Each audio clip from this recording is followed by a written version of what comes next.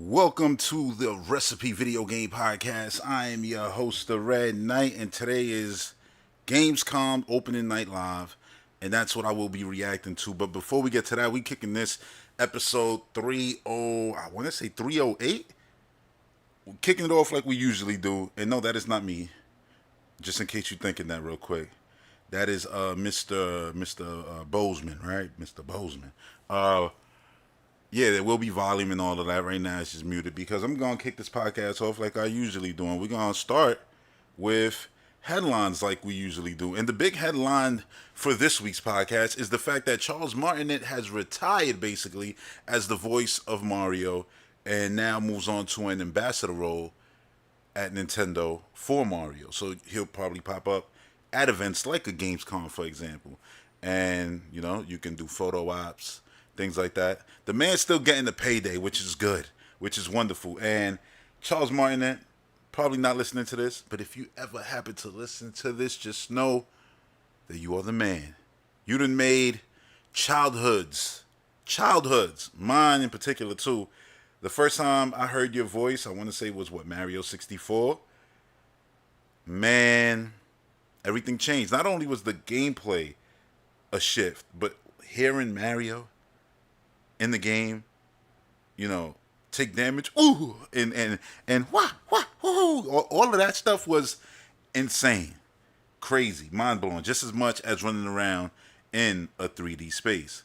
So, Charles Martinet, legendary video game voice actor, voice of Mario. I mean, do I need to go down? This dude voiced all the Mario characters. That's it.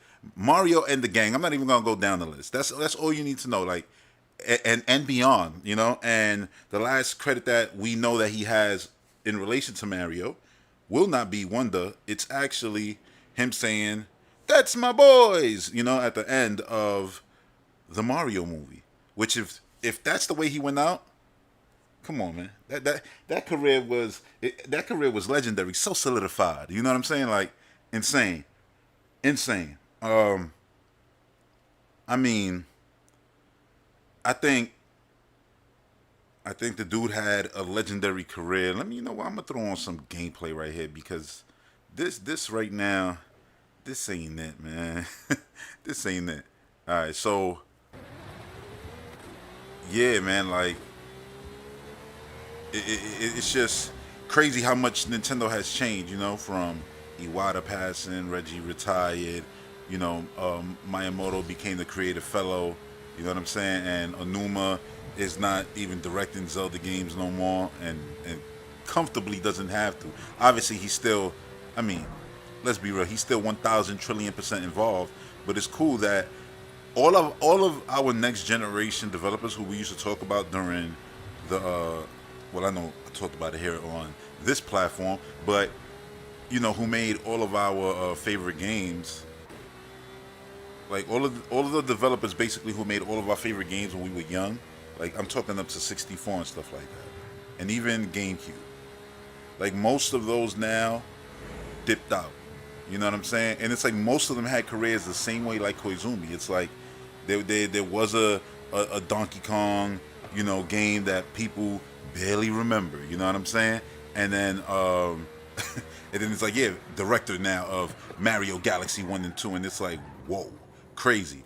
And then becomes, producer of the series. Now we got another director. And it's like, all of our favorite series had that, basically. I'm just using one example. Probably the most famous one. But, yeah, like, the fact that now we're living comfortably, generations in, it's like, yeah, the director of Skyward Sword, first time, goddamn Minish Cat dude. Like, yo, he gonna direct the next Zelda game, the next big thing, and that's after Skyward Sword wasn't received in the best way. Like, let's keep it at 1,000. Like, when that game came out, all of us Zelda fans, we loved it, but a lot of people was, hating, and it had to do with the Wii stigma at the time and the controls. People couldn't, bother to learn new controls. But anyway, the point is, that director will go on to make the biggest games in the series. You know what I'm saying? Same thing with Mario. Same thing. It's like it's a beautiful thing. Now we living in the future of Nintendo, and Nintendo, the transition to all these new people, it was done so masterfully. Like, You could teach classes on this shit, like for real. And yeah, it's awesome that we live in we live in now the reality of the future Nintendo, and it's safe, it's comfortable. Like I used to always talk about, I said we're gonna be good because you gotta understand everybody that the next person up to direct to produce our favorite series isn't some random who they just brought in, like called up, hey you, yeah, come here, direct this Mario. Nah, it's somebody who's been there. You know what I mean? In the trenches of directing Mario games. And yeah, like that's awesome to me. Like it's awesome that everything worked out perfectly. And I'll say this because Mario's voice, it's the same thing. It's the same. Everything worked out perfectly, and that's what makes it awesome. It's like now we're living in the era of the new Mario voice, and it's perfect.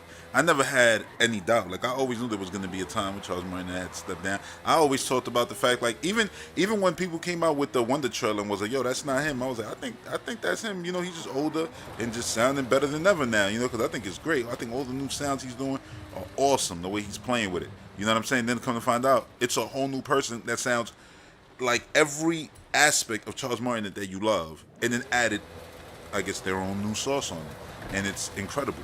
And I can't wait now to hear, you know, because remember, 3D Mario games always go a little bit higher than the 2D ones, but this 2D one is super, you know, it has super soul. Like you got voice acting, you know, crazy animations and things like that, character models, details, expression. So good, so good. So now we got our new voice actor, and it's great. You know what I'm saying? And I mean, from what we heard, the little bit we heard, it's great. You know what I'm saying? Whoever this is, he's doing a fantastic job. And I'm assuming he's doing everybody's voices. Everybody sounded good in that trailer. So, yeah, I'm excited, man. I'm excited for the future like I've always been with Nintendo. It's just always going to be done proper. It's too much riding on these series to get it wrong. I'm sure they do so much Q&A like, yo, what do you think of this Mario voice right here? Or they, you know, and then and people like, oh, what? Nah, it's good. Charles doing his thing. It's not Charles. Word, that's crazy. You know, like that's crazy. That's really not him. Nope, not even 1%. And I thought they could have used, you know, like his voice, like just you know, have that shit in storage, all the old drops that he's done in the past. Where they, you know, thanks so much for playing my game. Like you could just use that forever, you know. But nope, we got a whole new voice, and that's good. And it's not AI. They said wait. You know, Nintendo's statement said basically wait till you play the game and then you see at the end who it is. They're not making a big statement to be like, this is the new voice of Mario in the video games. They're not doing none of that. And I'm glad they didn't, because the way they just transitioned it right up over our nose, where some people noticed, you know what I mean? And shout out to those people. It's like, damn, you know what I mean? But I get it. It's like you live with Mario so long, you hear a difference. You're like, I don't know if that's Charles Martin. And I'm thinking, all the parts that sound like Charles Martin, I'm like, hey, nah, that sounds like him. Just probably they said, listen, this is what we're doing with this game. We're pushing it further with animation and stuff. So bring some of that 3D-ness into the 2D-ness, you know, of the voice acting. And that's not what happened. That's not what happened at all. No, it's a whole new voice actor. And it's cool as hell. It's cool as hell that we got, you know, brand new Mario voice that nobody even noticed. That's how good it is. So it's going to be no debates, no nothing, no complaining.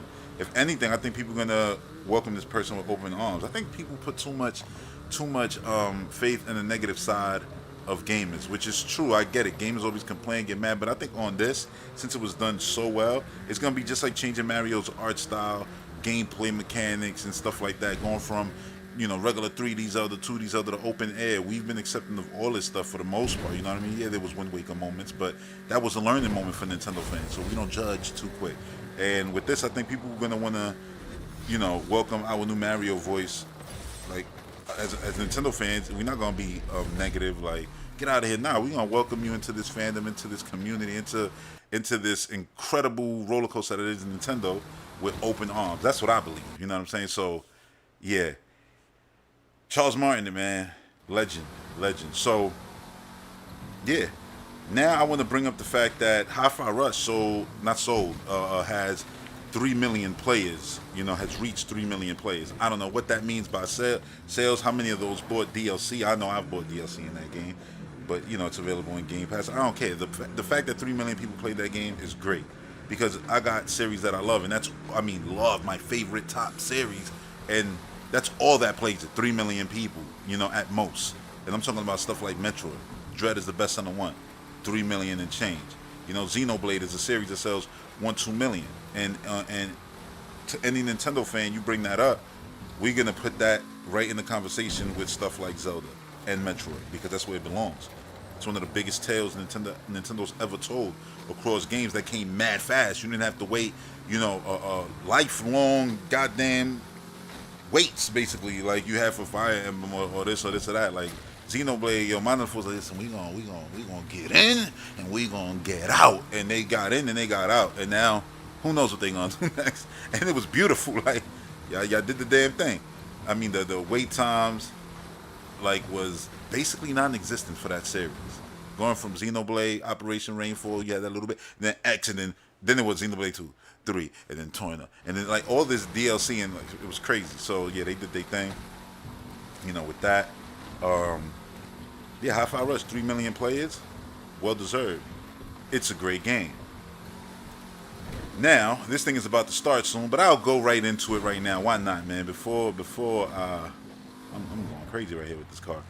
Before this thing kicks off, let's talk about these. Ooh. The Xbox wraps that were just announced. $45 for, regular graphic ones, I would say. Let's just call those graphic ones. They got two, blue and gray, or you can say blue and white, the military fatigue style wraps, and those are $45. And then this Starfield edition, which is beautiful. Even the inside is beautiful. It's beautiful. These right here are a great idea.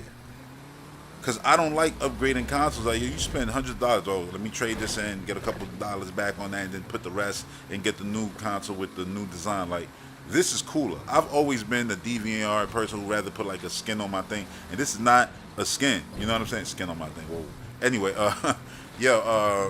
this is really just a genius idea.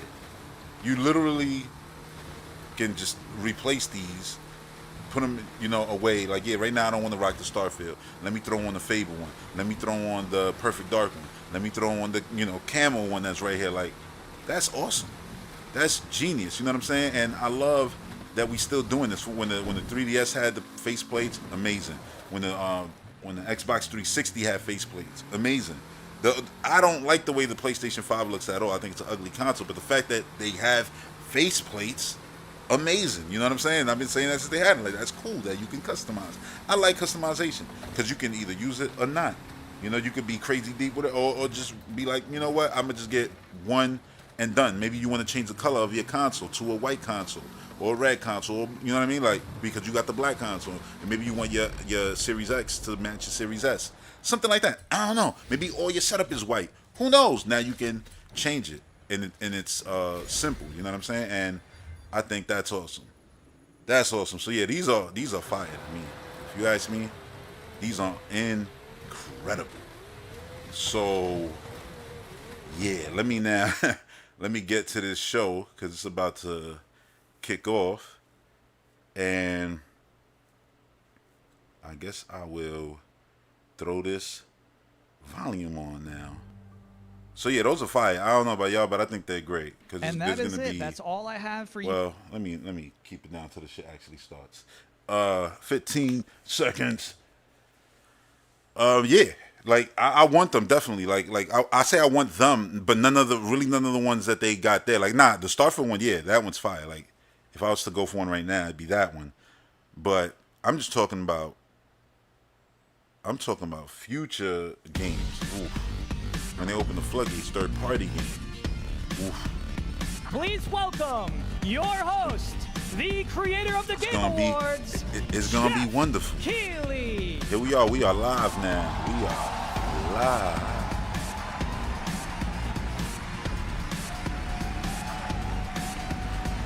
We are live. Volume should be good. Yeah. I'm just making sure everything right now. All right, let's do this. Hello, Let's do this. Germany, and hello, everyone watching live around the world. I am Jeff Keighley, and welcome to the world's biggest in-person video game event, that's where it Gamescom 2023.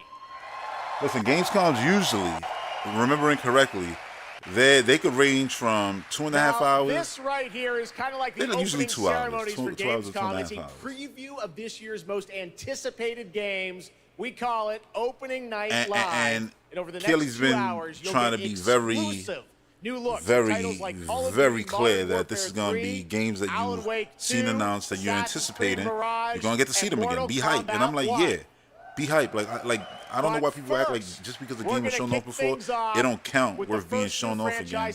In an event like this, new gameplay and stuff like, man, I like video games. I want to see them again. New Mortal Kombat, new Sonic. Please join me in welcoming the composer of the game, Inan Zur, You heard that pop for Starfield? It's crazy. Now we got consoles, we got controller. Oh, they doing a musical piece. They want to get us demonetized instantly. Nah, this channel's not monetized. Yeah, but still, you could get flagged. I'll tell you one thing: when the Rebel Moon trailer comes on, I'm gonna switch, because the last time I showed a movie trailer on this channel, I got hit with the warning, and I was like, all right, so yeah, I'm not gonna do that no more. And it was the Mario movie, actually. And I know it's Nintendo. People be like, yo, you be cool, yo. Netflix is gonna be cool. I'm like, nah, I don't trust it. So you're gonna get a Rebel Moon image, no sound, while that trailer's on. That's the only one I intend to do that for, because it's, some movie stuff. But knowing this show, we'll end up getting Gran Turismo trailer. Oh, look, Twisted Metal, like, start showing all these things that are out right now, which is smart. I'm not knocking it. And I'm gonna be like, damn, gotta dodge this, gotta dodge that.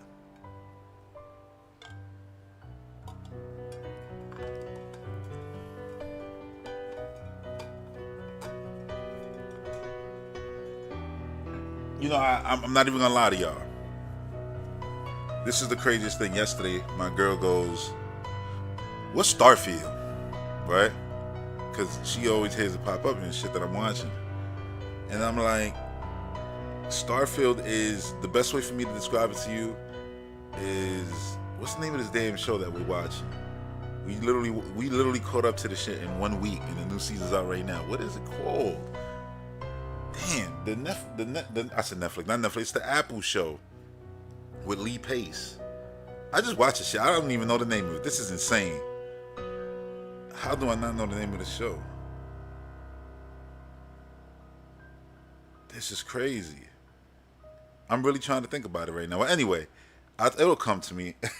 Like I told her, it's basically that show, and you just a person in that world going planet to planet. And look at this shit right here. I'm gonna show her this later. So then I was like, you know what? I'm gonna just show you. And we watched that 40-minute, Starfield direct again. And she was blown away by it. She was like, this shit is insane. Like the way it looks, everything. And it was cool getting a perspective from somebody who isn't hating on this because it's exclusive to Xbox, or somebody who's absolutely just loving this because they want it to be a win because it's exclusive to Xbox. But just a random person watching this random thing that they have no ties to, you know what I'm saying? And yeah, she was impressed with all of the space stuff, the pirating stuff, the stealing, the ships. She was like, yo, like, so it's like, you can really do anything in this game. I'm like, yeah. She's like, you punching aliens and shit? I'm like, yeah. She was like, oh, no, you gotta have the jetpack. When he was showing, like, things that you can have, like, attributes that you can put on your character, she said, you gotta have the jetpack. You gotta have it. I'm like, you got to. You can't be in space without the jetpack. And then when the hand moment happened at the end, when the character knocked everybody out, she was like, oh, so it's still gonna be like fantasy stuff. Because as I was watching, I was explaining that like most of their games are like either post-apocalyptic or super fantasy. And she was like, oh, so they blended the two with this because you got some fantasy magical powers right there. I said, yeah, probably, more than likely. That's what I'm thinking. That was cool as hell. That looks like it's going to be used as a TV ad too, which is, I mean, smart. We just saw the long version of it. But yeah, she was really impressed with it. Hey, shout out to everybody who's tuning in right now. So close, and Inan, thank you so much for that spectacular performance. Really appreciate you coming all the way for this. So he just basically killed it and then just sat back down. Like, fans easy. will start to play Starfield in early access on Xbox and PC. Well, I've been lucky enough to start playing it. Don't be jealous. I'm not allowed to say anything about it. Yes, exactly. All right. Well, guys. Come on, man. Okay. Wasn't that just talking about gaming? Guys. Really disappointed. They're disappointed. Wailing. I'm like, you don't know if that is a game so at all. Like, person. This is like, such a special night for so many developers. It's really disappointing to see someone act that way. But we're going to move right it's all on good. with Just the show. keep it moving. We've got a lot of great games to show. If you're a wrestling fan, ain't nothing new.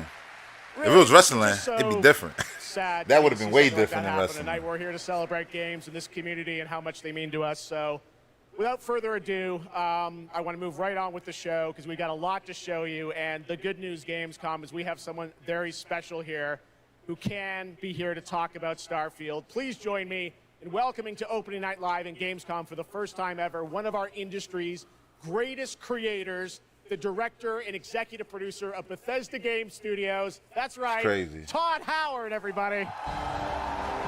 Dennis PC said, probably, you know, a PlayStation fanboy. Nah, I'm not even gonna do a PlayStation fanboy dirty like that.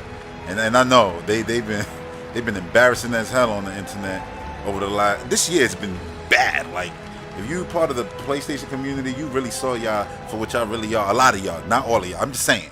The majority out there who yap and post and these websites, woof, we have a lot to talk disgusting. About Starfield, but first of all, it's disgusting how biased it is and how much they just hate other companies and seeing other companies even compete or try to win. It's crazy. And yeah. And just all the fans. This game got them really shook. It's crazy. The biggest convention in gaming to celebrate games. And I figured, Nintendo was always there. Why Nintendo never count?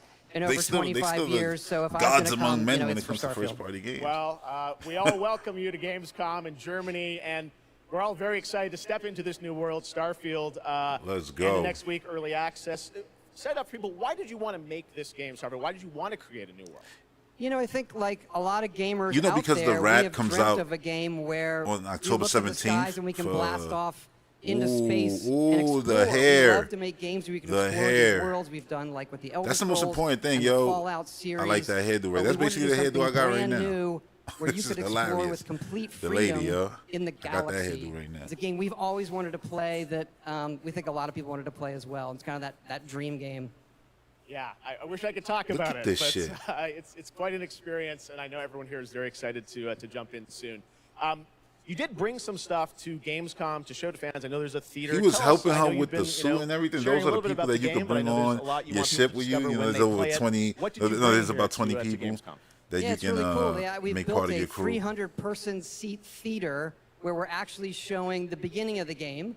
And you start out as a miner, and you touch this artifact. Gut punch, that uppercut. This right here, you see a bit people out into space time, planet. and then you get to create I love your that own freezing character. it. Our games and yeah, watching this thing again, it was man. And then you're off on adventure. It's mind blowing how good this was. I say, listen, besides this adventure, I know, Breath of the Wilds, you know, E3 of Dreams, the real E3 of Dreams, when they showed off their, I saw even someone on the internet this week created 2% of Breath of the Wild, you know, the Great Plateau. That was the coolest presentation for a video game I ever seen at any video game show. And I say Starfield was basically number 2. That 40-minute showcasing what this game is, selling the world on why you should be hyped for this. Look at the variety you're of joining game that's in here. which I was are like, the last yeah, they did a kind great of job. Group of space explorers like NASA meets Indiana Jones searching for these artifacts. But the story goes a lot of places. The game has a lot of surprises that we haven't talked about. I don't want to spoil them here, but really, really happy with how the story turned out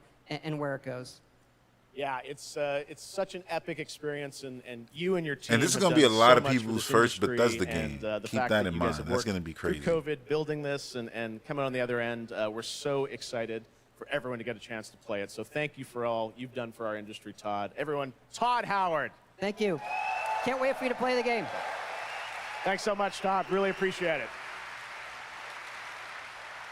And let me All tell you right, something. You well, know what? Looking tonight back at is that moment largely that just focused happened on with the announced asshole who games, jumped but on we do have stage, a few surprises you know? along the way, and next Like- it's time for the global reveal of the third installment in a franchise that is very Hey, familiar look, to man, Gamescom fans. let me not even call him Here an we go. asshole. He probably wasn't even. He could have been jumping up there to say something very important that we all needed to hear. You never know. Nah, like you're an asshole just because you're interrupting, you know, that damn thing and taking this platform and trying to make it about whatever it is you're trying to make it about. What's this? This looks awesome.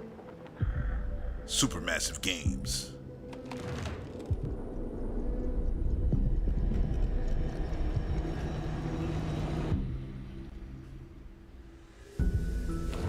It's like Little Nightmares 3.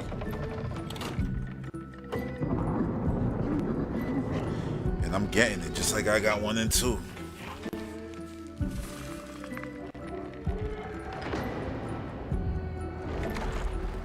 It'd be dope if It Takes Two did and you could play the whole thing online together. That would be a dream, yo. It Takes Two is one of the greatest games of all time.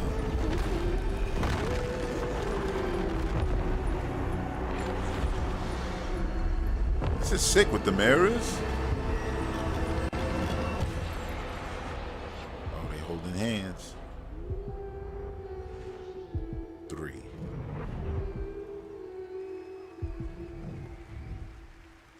Sick.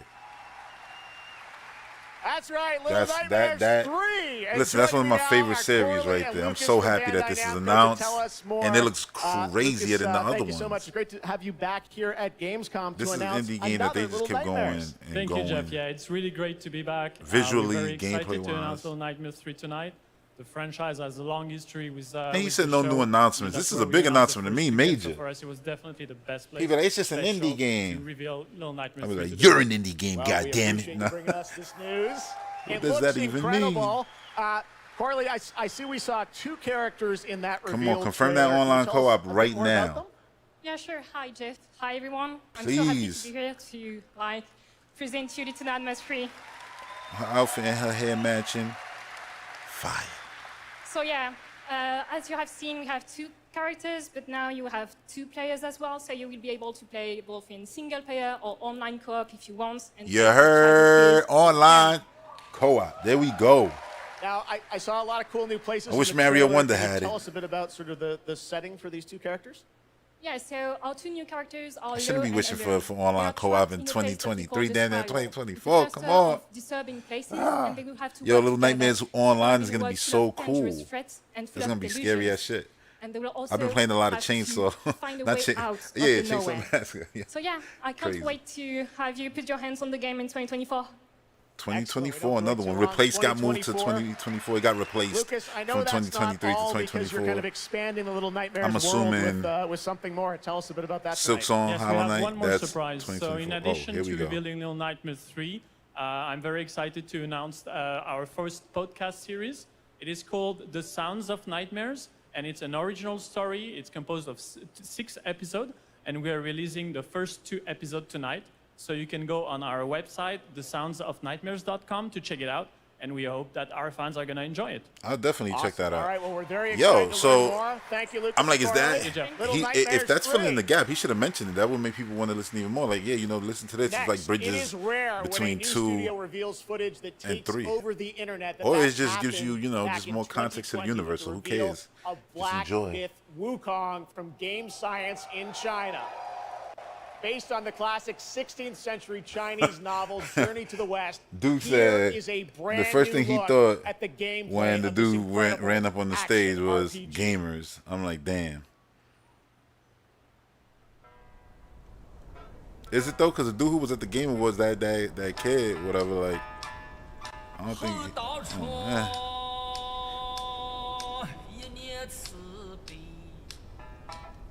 Hey, listen, at least we don't got Ty Howard up on stage slapping people, right? Hollywood. like, yo, like, you know what's crazy? Because gamers is like saying movier, music guy. Like, look what he did. Music guys be killing themselves all the time. Each other, I mean, you know what I'm saying? Like, do we judge that shit? I feel like they judge gaming way harsher. And gamers be way more mellow than any of these other, the gaming, you know, medium be more mellow than a lot of these other ones. In a sense, because the gaming medium is fucking crazy. Game developers be, you know, pieces of shit. It's crazy all the stories you've heard over the years. I guess it's not like any other, like, you know, different from any other industry. I guess is the point I'm trying to get at. This looks insane, yo. Like, for real, like, this looks sick.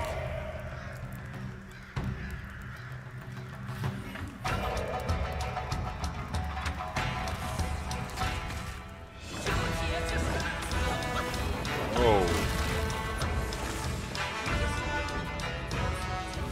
The music is sick, too. It sounds like it could have been something straight out of Conan.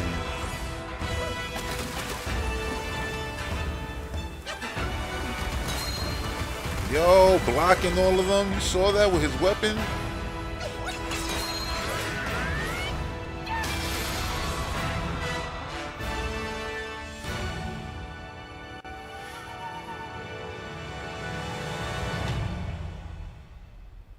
The hell is the name of that game? I saw Immortals of Avium has been getting solid reviews. I'm happy about that because I wanted to check that game out. I like the idea behind that game. Haitian how? Haitian Hua. I don't know if I got it. He should have said. Uh-oh. Uh-oh.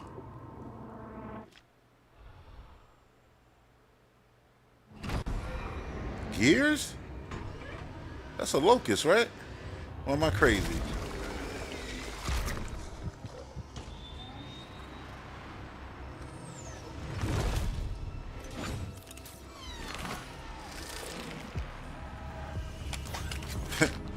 What the hell is this? Oh, there's some creation out of Doom Eternal right here.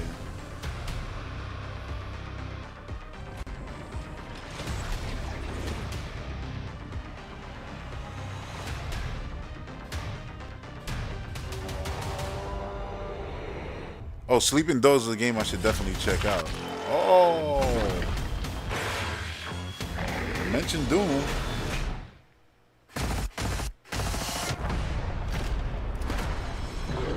Killing Floor 3. I thought that shit was a locust. I'm like, what the hell is this? Just like one.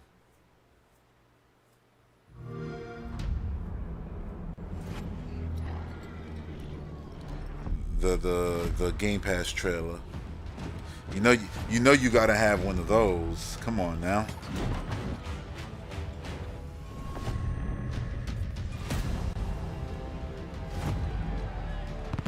And Sleeping Dogs, every outfit got a unique fighting style attached to it. That's crazy. I definitely should play that, dude. Like they usually have that on sale for like $4 on the Xbox store. I should pick it up the next time it is.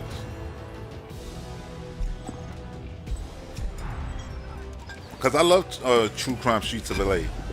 I ain't love Streets of New York. You know what I'm saying? Like that game was way too buggy. At least on the GameCube, Streets of New York was. I mean, your car would fall through the highway and stuff. But Streets of LA, oh man, I love that game. Oh, why we buffering?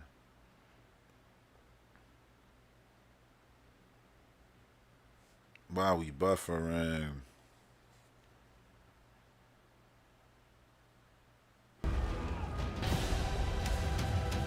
And we're back. Yeah, but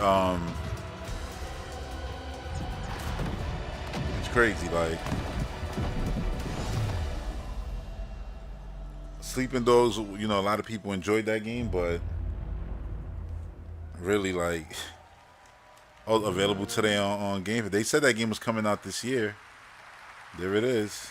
What a great Some people were wondering, is it going to be delayed? Is it not coming out? An award-winning game well, on PC the answer is now available on no, Xbox no delays. consoles It's today. That's right.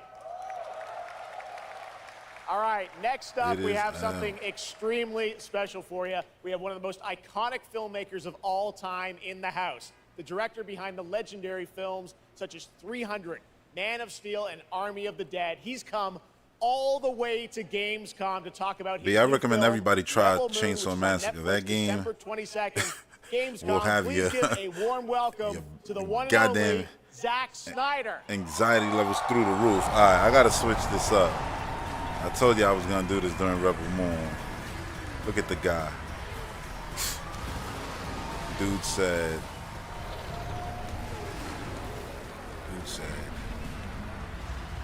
we're good. Too much. We are good. Oh, Back-to-back flops. Y'all good? Zach, I Nah, know all you had right. to So let me come a bit of- lower this.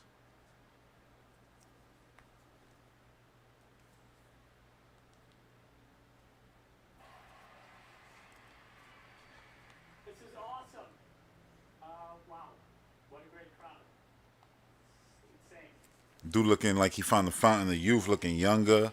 He don't got them stresses no more. Yeah, I've been a gamer, and I love the idea of coming to Gamescom. Was like, that blew my mind, and so we were like, yeah, let's go check them out. And I thought I'd come over here, and this would be a great opportunity to talk about my new project. I want to see this universe, and I hope the second movie does come out in April, sooner rather than later, man. Sooner rather than later. Okay, well, let's kind of roll it back because I want to talk about this IP, Rebel Moon, and it's really a whole universe that you've created. We're going to get into that in a minute. But what was the original inspiration for creating this movie? I was always a fan of, team building movies, Dirty Dozen, Magnificent Seven, and also I was a huge fan of this adult illustrated fantasy magazine called Heavy Metal, and I was Like, everything in there just blew my mind, and I really loved how intense it was. I love sci-fi That it introduced me to sagas, you know, the chance at my and this one being one that's not gonna be specifically like, well, when it first comes out, it's gonna be PG-13, but then there's gonna be another edit that's gonna be more violent, basically like what they did with BVS, just without butchering the movie. You know what I'm saying? Like for the theatrical cut and cutting out all the Superman shit, which they left in the Ultimate Edition, which is the best version, the legendary version. You'll see it in just seconds, but there's even more than just the films, and part of the reason we wanted to have you here at Gamescom is I know you're kind of expanding. Does the game make me anxious when I'm playing as Leatherface? Duke asked. No, because you're the aggressor, and the victims can't do anything to you, so you feel like the killer. You know what I mean? Like, it's crazy. It's fun though. So you get two dynamics. universe. It takes place right after the events of the two movies, and it really is Dark Sun said, "What games did I miss? really interactive with it. You missed the best games. What games did you miss? There was some cool games there. It's been good so far. Pick your rebel and then go on missions, and it's like 1 and 2 players in a co-op. Yeah, and it's great. But look, Yeah, man, I'm avoiding this trailer just so that the video doesn't get, the channel doesn't get a strike or anything like that. So I'm gonna watch this trailer. I'm gonna tell y'all whether it's good or not, but y'all should definitely check this trailer out too after the fact. Part 1 and part 2, right? yep. So this little trailer we put together, a little tease of the universe. So I hope you guys enjoy it. I can't wait for you to check it out right now. Let's check it out. The world premiere of the trailer for Rebel Moon. Zack Snyder, everybody. Thanks, guys. You said the screen is frozen? No, it's not frozen. That's an image that I put there. That's what I was saying.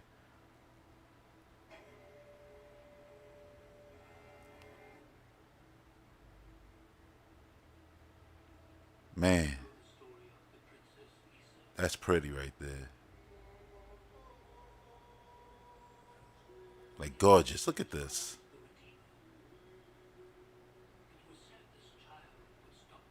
Beautiful. Every frame. This looks like all of Zack Snyder. This looks like Man of Steel 300. Look at that. Man of Steel 300. Watchmen.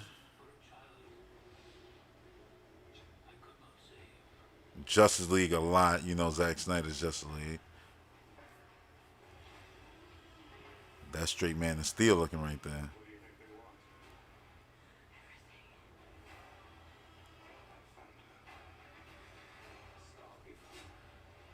Scar Giver. So that's her.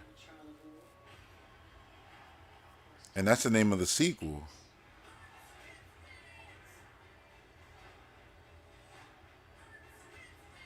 Oh, you saw that Spider Lady? Sick. That reminds me of Alita Battle Angel. And it's also because obviously the villain is in this movie.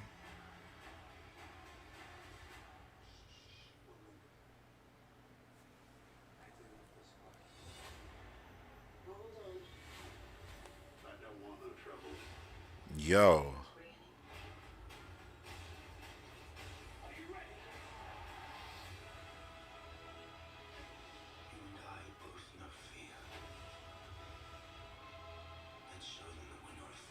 Ray Fisher right there looking like a beast. He looks sick with his dreads. You see this shit? This is a universe. We got flying eagle dragons.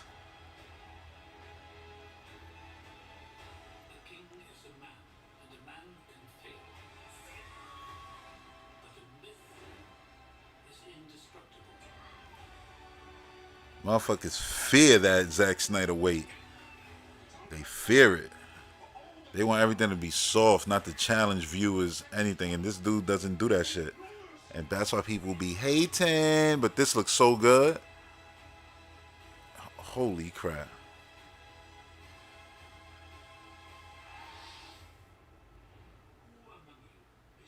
Bruh, every frame in this movie is a wallpaper. Just gorgeous. Man.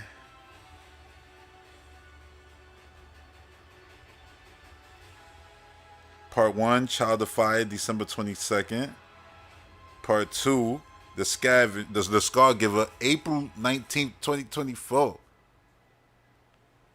Beautiful. And they're making a third, which is beautiful. All right, I'll bring it back now. Is very long awaited because sometimes good Man, things that was do incredible. come to those who wait. It's been a number of years since we last heard an update on Crimson Desert. You said the budget looks crazy high, and it won't be. Watch. South Korea. Well, that changes Oh, tonight. Crimson because the Desert, team has finally. prepared Again, the dude a doing the very diamond special cutters, man. I always thought gameplay about this update game. trailer to But, share with the world first. You're at Gamescom. Enjoy. Because Zack Snyder, yo, he could shoot something with his iPhone and make it look better than high budget movies. It's fucking crazy.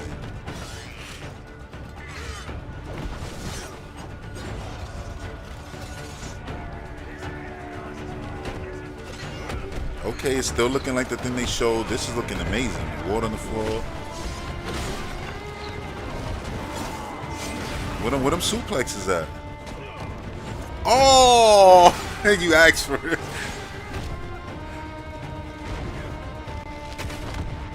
Shit is still looking insane. This game looks so crazy, dude. Look at this. Ooh. Yo, like, I remember when they first showed this game, I was like, yo, if this game turns out to be real, like exists and come out the way it looked, the original trailer, it's gonna be one of the greatest things ever.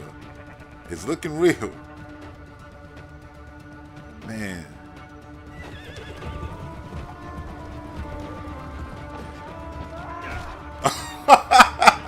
He kicked him off the... Yeah, that's hilarious, yo. That was better than anything, like taking the vehicle from anybody in Grand Theft Auto. Yo, he just big booted his ass off the goddamn... Oh, man. That was... Oh, giant enemy crab. Flipped it over and stabbed it in the gut. Oh, he was wearing a dog. A fox. All the different costumes. Oh, they put shit in the sky.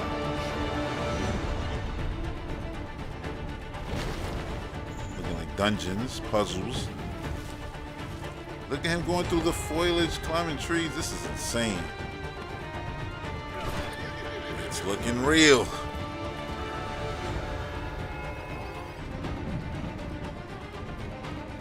But you got abilities too? They definitely were inspired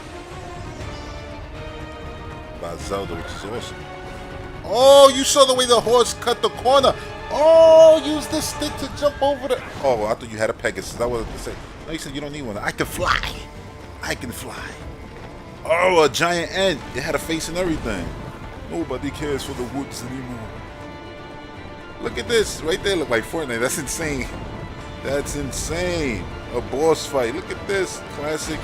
Dodge the fireballs. I'm loving everything about this. Exploding arrows.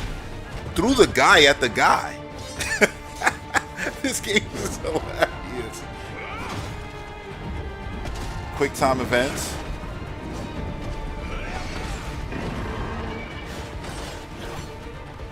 Man.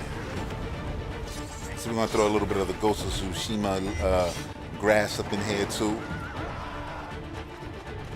This Elden Ring Zelda Ghost of Tsushima. It's open world, yeah. Yes, that's what we're doing. Fortnite,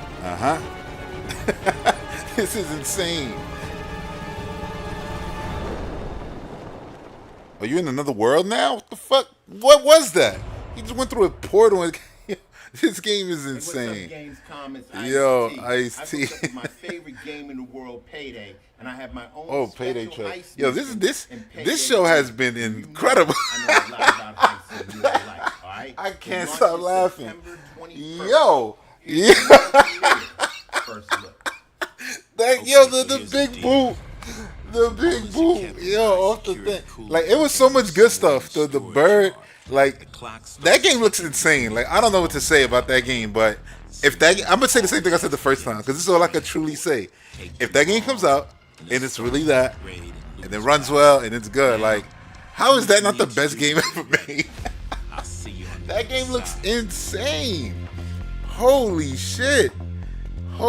Like, I don't even care if it ever comes out. These trailers aren't enough. They've made me so happy. The first one made me so happy. And this one made me happy. It brought me so much joy.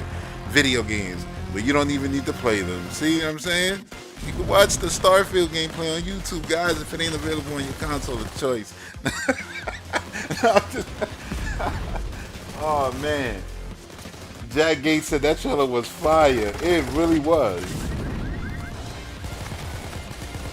It really was. I know you're talking about Rebel Moon, but that Crimson, that trailer was fire too. I can't lie. Payday, they really got a game right here that looks fun, and I'm gonna play it when it comes out. Assassin's Creed. كم مضى منذ رحيلك عن بغداد؟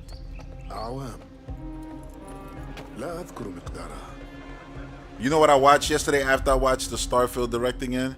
I watched the Game Informer's 24-minute, there's a version that has audio, which is good too. You should definitely check it out. But there's a straight upload, no audio of Prince of Persia gameplay. And goddamn, watching that again. It said 2 months ago. I was like, damn, it's been 2 months since I watched that? Okay. Watched it again. I was like, just as good. Like, I can't wait for that game. It feels like a this year game because it's January.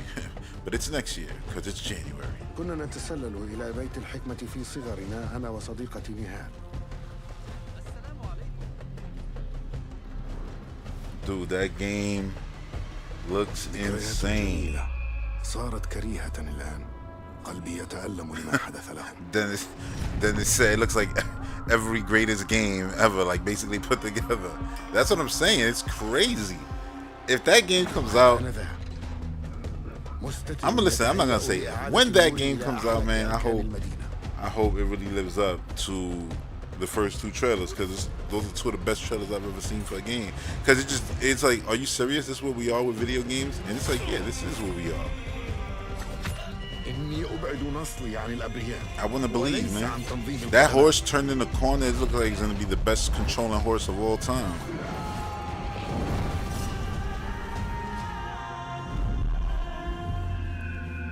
That game looks insane, yo. I'm still thinking about it.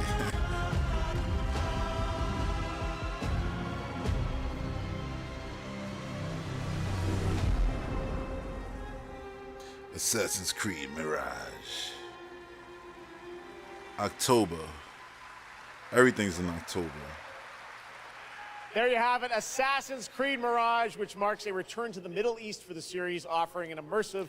Like, bro, I hope dude who did this and popped up on stage, I hope that be transported to 9th century Baghdad when the game like he ain't from well, I hope he is from Germany, because if he not, I'm like you now went like into another country and pulled some stupid shit like that. Please welcome Jasmine. Hello, Jasmine. Good luck. Thank you, Jeff. Thanks for having me. And hello, everyone. I'm so excited to be with all the fans here at Gamescom this year. And I have the honor to be your guide for tonight for all those great things happening right here at Gamescom. Everybody coming up on stage got cool outfits, man. Jeff Kelly, man, you gotta switch it up. And if you can't join us in Cologne this year, don't worry. You never have to miss any of the events this week. Just go to Gamescom now to discover what the world's gaming industry has in store for you. And if you're ready to vote for your favorite games, then visit now.gamescom.global and cast your vote for this year's Gamescom Awards. The awards will be celebrated this Friday at 3 p.m. If you want to join the adventure and win pretty cool prizes in this year's Gamescom Epic, then go to the Epic section of Gamescom Now to play the text adventure of the show. You can also enjoy all-day coverage and tune in to Gamescom Studios broadcast by IGN on Twitch or YouTube. Just join the conversation by using the hashtag Gamescom 2023 online.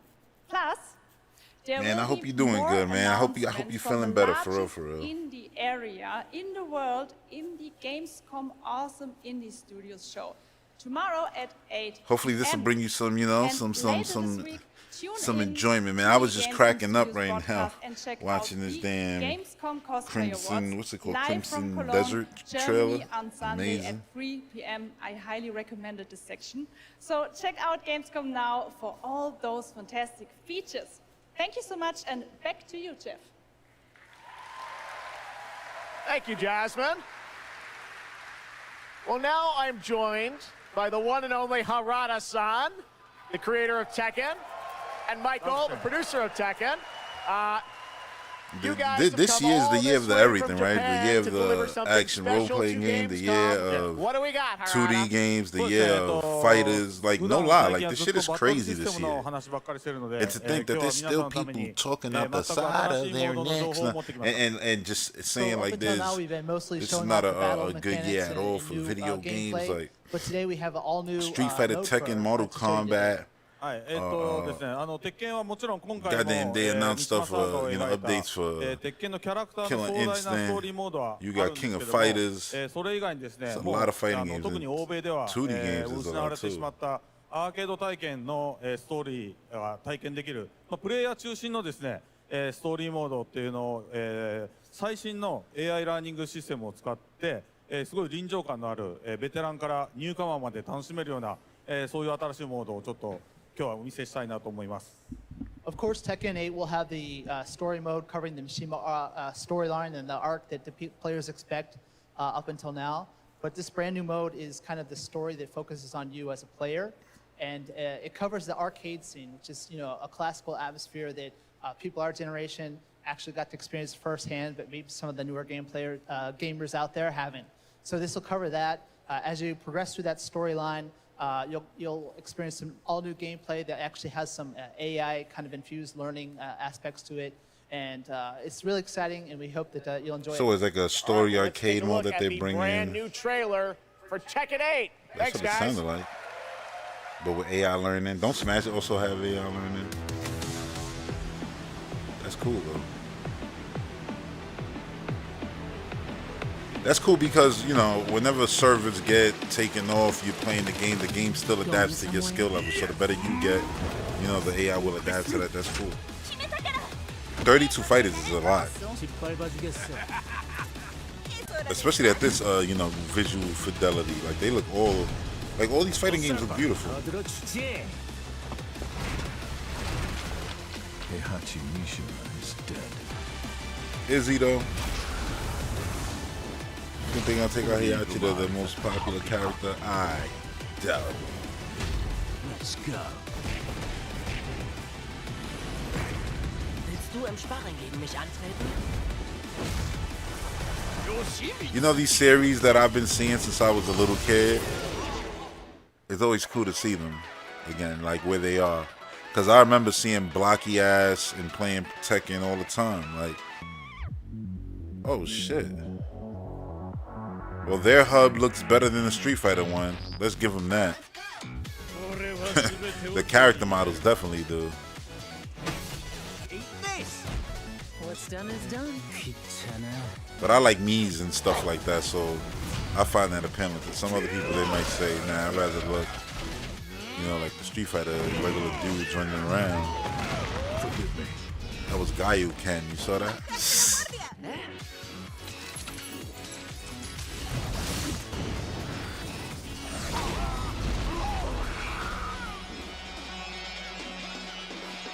Get ready for the next battle.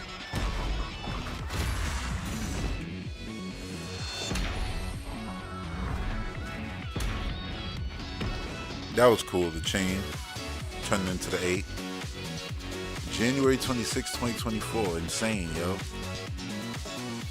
So that's next year. Still, these last 12 months have been crazy. I think, listen, between this year and next year is all going to be crazy, especially with new Nintendo consoles There next you have year. it. Tekken It's gonna be 8 nuts. coming in January 2024. All right, I'm now January joined already got by Shelby Carlton huge and Dave games. Prince of Swenson from Persia. Sledgehammer, because on November 10th, Goddamn. Call of Duty Modern Tekken. Warfare 3 arrives, and today you guys are going to be the first audience Modern in Warfare the 3 is world sounding to crazy, see though. some raw, real gameplay from the campaign. Oh yeah, I didn't even talk about the fact Dave that Kelly, welcome to Ubisoft is Gamescom. going to be What can you tell us distributing about, Modern Warfare 3? Activision games through the First of all, cloud, Jeff, it is just awesome through the to be here. cloud. Modern And I'm Warfare like, 3 alright, this cool, year whatever. is the complete package. We're shipping Like, 16 just get this multiplayer deal maps, done already. all from the original Modern Warfare 2. These maps have been modernized. People are like, what does with this new mean? I'm like, gameplay from and what I features. read, We also have it don't mean open nothing. It world means zombies. Ubisoft is going to This is our distribute cloud largest stuff. How many zombies- games you play through the cloud? Funny enough, this week has This been is the our most I've largest done zombies cloud gaming offering ever, in my and for life the first time, because I've been it's playing set a in lot the Modern of Warfare universe. And of Chainsaw course, Massacre this year we are through the bringing cloud a on my huge Series S. innovation to the Call of Duty because campaign. it's full. I ain't got no let's space to talk about download this the game, so I just campaign, played through the Shelby. cloud there.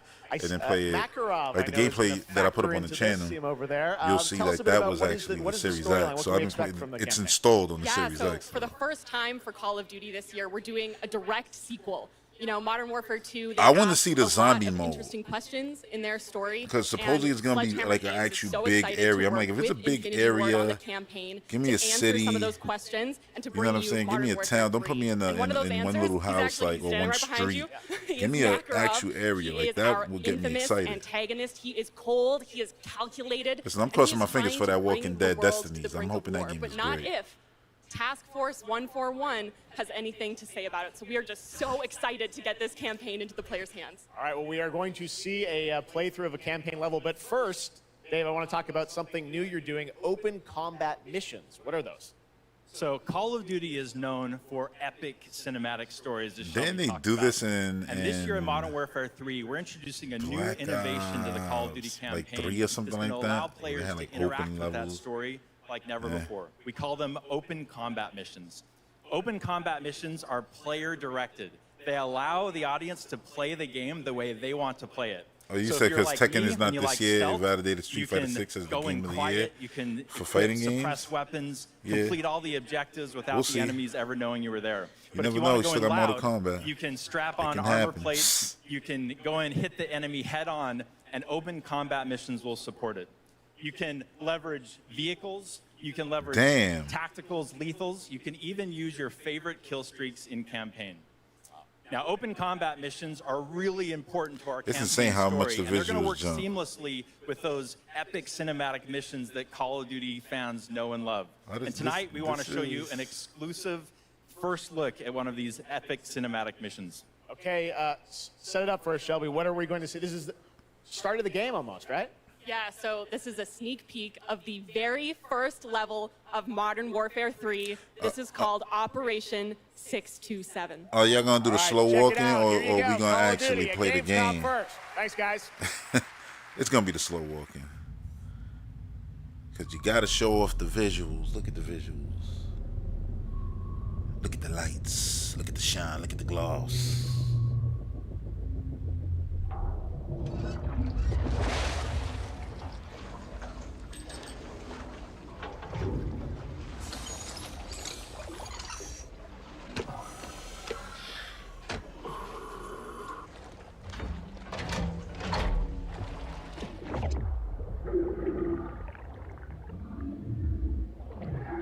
Like, I think the cloud stuff is fine because it's like Ubisoft is gonna end up distributing all of these Activision games on different cloud services, not just, you know, Ubisoft Plus and Xbox and stuff. Anybody who licenses it or whatever the case may be. And I'm like, that's good.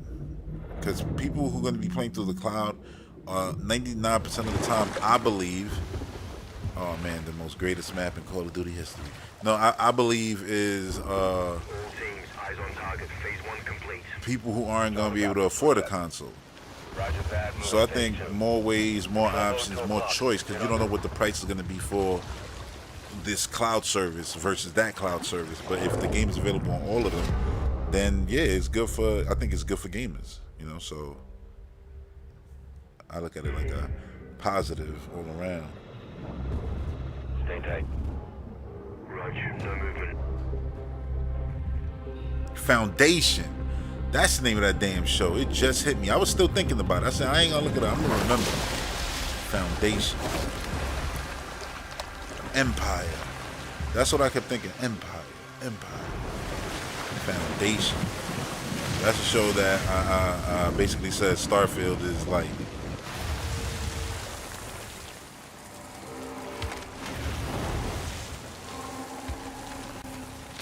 Hooks up. It's insane how like Call of Duty visuals, the jumps, like a lot of people, you know, especially people who don't play Call of Duty, they don't even understand how much these games jump visually. Obviously, they all know how much manpower it takes to make these games, but yeah, like they crazy looking, like really crazy looking. Because it looks like you're playing a cinematic now. Solid, relay went clear. This looks real. Stand by. Nods on. Airstribs on.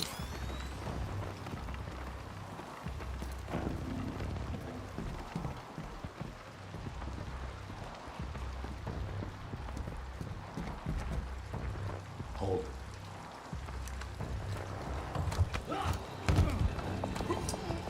Oh, right in the head. Drop it. Right in the head. DZ clear. 3-1 to the leg. Alpha to Bravo 1, marking with IR. Confirm visual. Visual, Bravo inbound.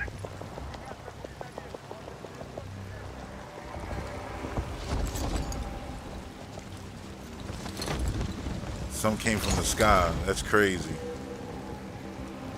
Because we came from the water. Teams, Bravo's on deck. Push it up. Alpha to Charlie, you set? Affirmative. All teams green to go in phase 2. Check. Roger. So what, these are night vision goggles that make it blue instead of green, which is cool. They always show night stuff, but they never really do a lot of night stuff with the online multiplayer.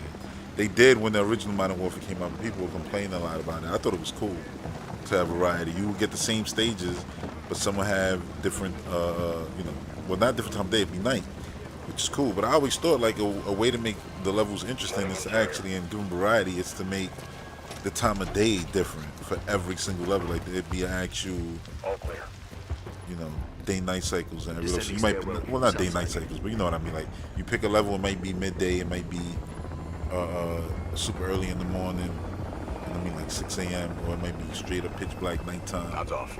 Like, Be advised, they got a bird up. Movement in the courtyard. Looks like a prisoner transfer. Not our guy. On me. Hold up here. like this legitimately just looks like real life, which is insane. Charlie, good to go. Roger. Fire in the hole. Stand by. 3, 2, 1. Execute.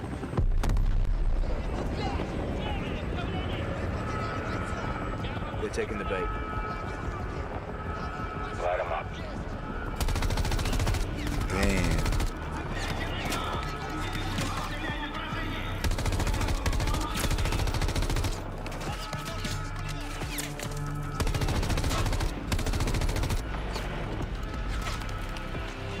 It looks good.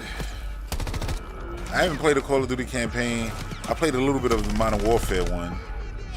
You know, the one before the last game. But never finished it. And I enjoyed what I did play, and it was goddamn insane looking. And I know like the star of the game is the lady who be popping people's heads and the boys. Hell, I think that's where I first saw her even before the boys. Might have been. Let's go. Stay close. Oh, you saw he slid in? Bravo. Alpha's in the tunnels. What's your status? Ninja Turtle's gonna find them. Copy. At the gate, stand by.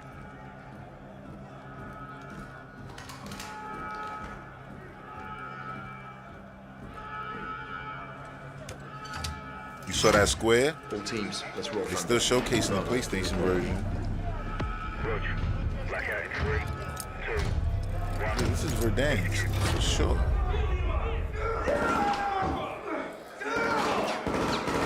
That's cool. All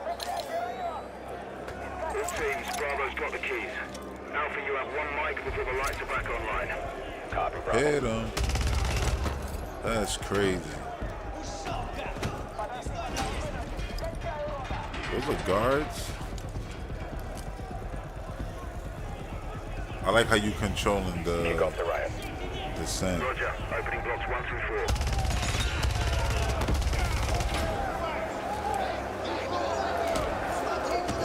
Now, riot is happening. This is insane.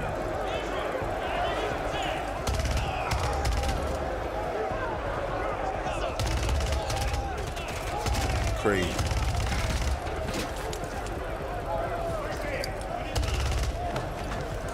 You know, a lot of people compare the single player to Call of Duty games to some blockbuster like action movies. And I'm like, yeah, that's the way you got to take it. Like this right here is straight out of Extraction right now. Extraction 2, which if you haven't seen, definitely should check it out. It's incredible. Oh, the mattress.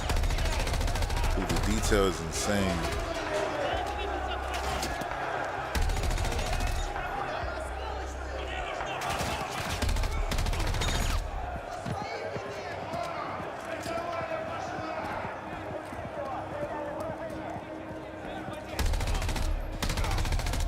Get him.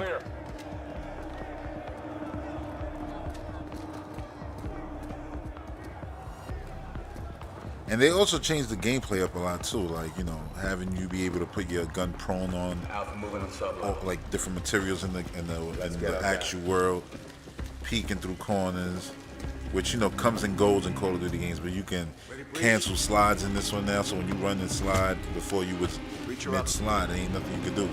And then you can cancel, you can shoot during it, shoot immediately right at, like, so they do little things to tweak the gameplay too.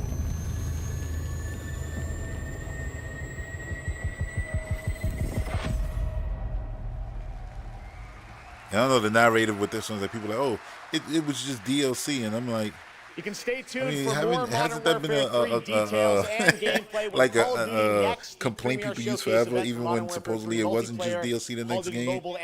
You know, like they just building on what came before. This is what a lot of these games do. And jump in for yourself when the multiplayer beta the content is there. 6. We have so much more to share with you, but first, here's an update on Nightingale, the new shared world survival crafting game from Inflection. After a few years of waiting, it's finally time to find out the early access release date for Steam and Epic Store. Oh, nope, not Willow Nightingale. The Feywilds await, and so too Nightingale. Awaken your first portal and tread on towards that which is boundless. That's sick. Beyond the measurable.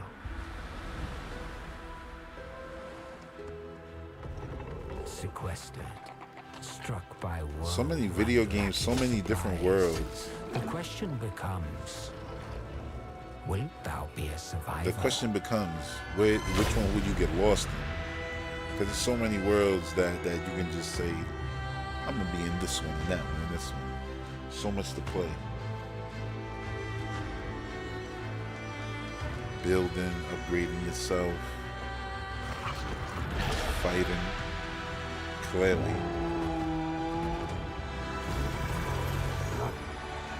Giant? Regardless of which portal variety you favor. Card game. Realm cards will be necessary.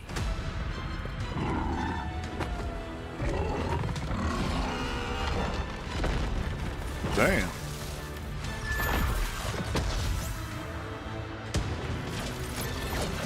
Oh, they was watching them fight, so other people are in the world. Gotta love it. Oh, that shit is ugly. I mean, it's beautiful, you know what I mean? But I mean, it's ugly. It looks scary as hell. The graphics are beautiful.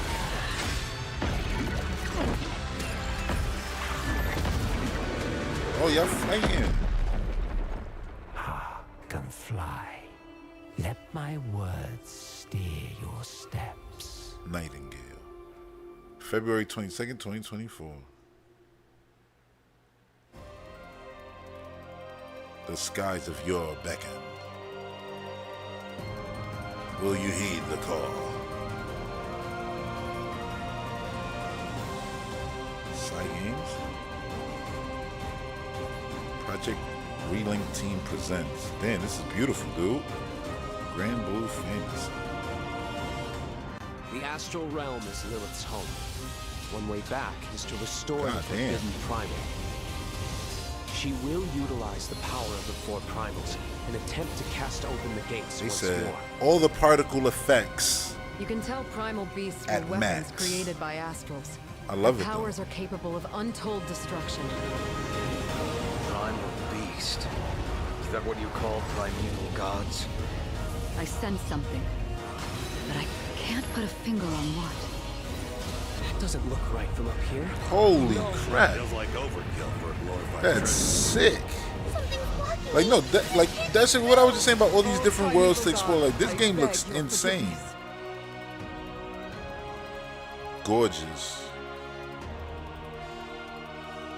Like it's so beautiful. Set in motion can't be stopped. You saw her walking with her Deliver us sword. from grief and sacrifice. Fulfill my salvation.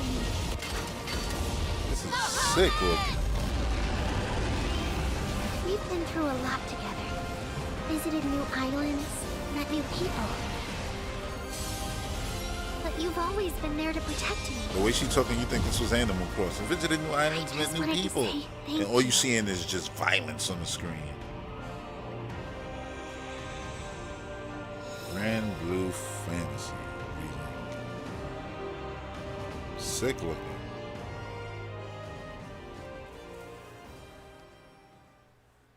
Hey everyone at Gamescom. The graphics to Tia that, Flores here. I play the Jennifer art, Sirkin it all in look The Immortals beautiful. of Avium. She is Jack's mentor. She is tough, and she is conflicted about how to win this ever war. But that's all I can say. Let's take a look at the game. It's out today. Why you got a Wonder Woman shirt? You hitting that something? You playing Wonder Woman in that game that's coming out? That would be cool. Jack. We're out of time. I was just talking about this game, saying that the reviews I've seen so far have been pretty good. Already is. And we're still losing.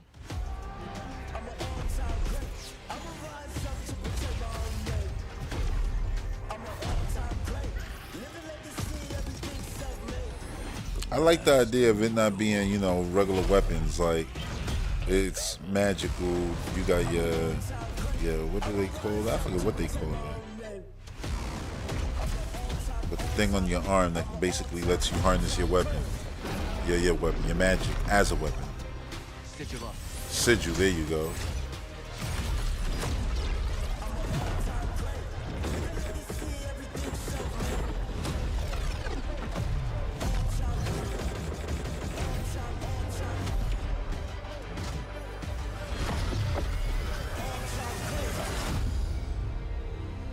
sick. I'm gonna play it at some point.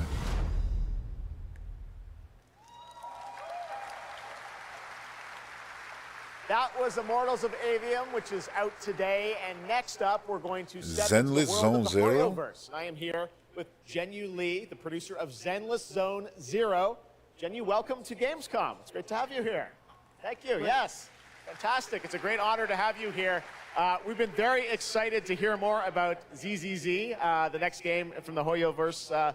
In the Hoyoverse. I didn't even think of that, Tell us a little about ZZZ. what you brought to Gamescom. And it's right for there, the CRPG. logo. I just noticed it in the middle. 非常荣幸今天来到 Gamescom 这个舞台，并且给大家带来了我们的作品《绝区零》，是一款都市幻想类的 ARPG 游戏。 I'm incredibly honored to be here tonight, and I've brought one of our newest products with me today, which is Zenless Zone Zero, an urban fantasy APRG. 距离上次我们给大家分享动态已经有1年时间了，我也知道大家非常着急，想知道我们新的一些研发进展如何，所以这次我们想借助这个舞台，给大家分享一下我们新的研发中的内容。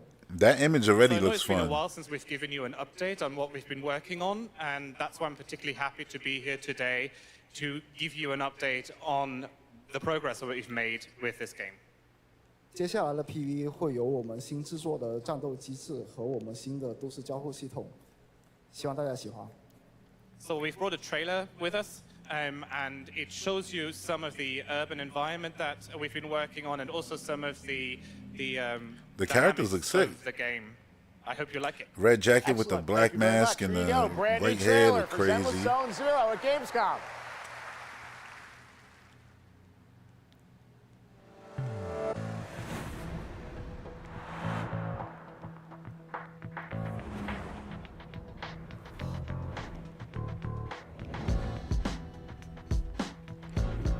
What kind of game is it though? I guess we'll find out.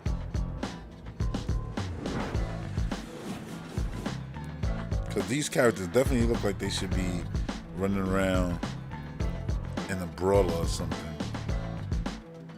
RPG.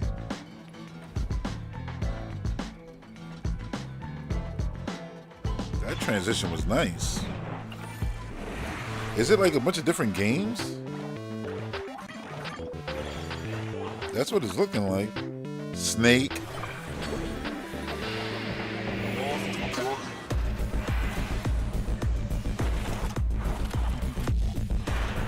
Maybe it's all of these things.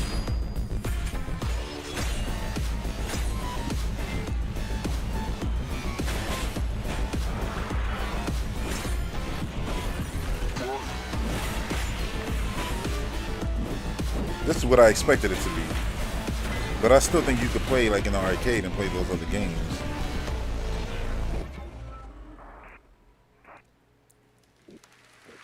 Looks interesting.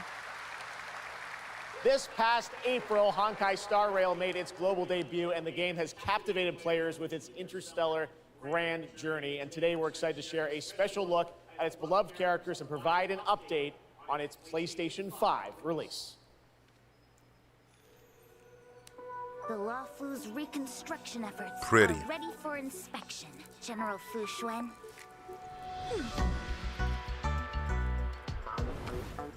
Graphics are so pretty. Skyfaring Commission Starscape Haven is back to full capacity. Allowing Jin Wen to serve as a military instructor was a wise decision. The troops' morale is sky high, and the Realm Keeping Commission has completed repairs in Exalting Sanctum. Harmony has returned to the Xianzhou. I don't remember Exalting Sanctum ever having one of these.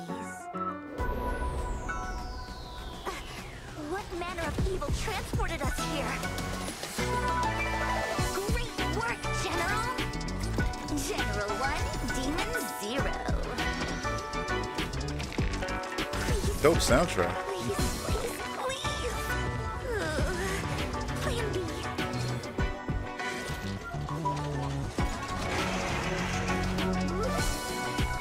Look like the chunky dudes with the morph ball hole in Metroid Prime 3. That's what those enemies remind me of. Oh, Dr. Mario.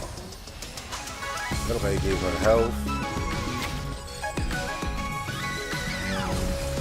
DLC.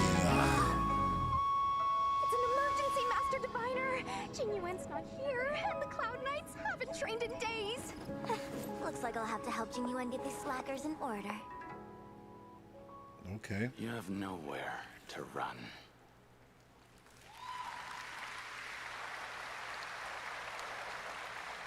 We got still more Hoyoverse for you. Genshin The other one, the Impact is fantasy nearing its one, 3-year anniversary, the and the game just PlayStation released its PC fifth one, nation, Fontaine. that- Here's a look at that the nation was surrounded by gorgeous. water, Like, that plus the looked announcement really of a good. brand new concert series coming, hopefully, to a city near you.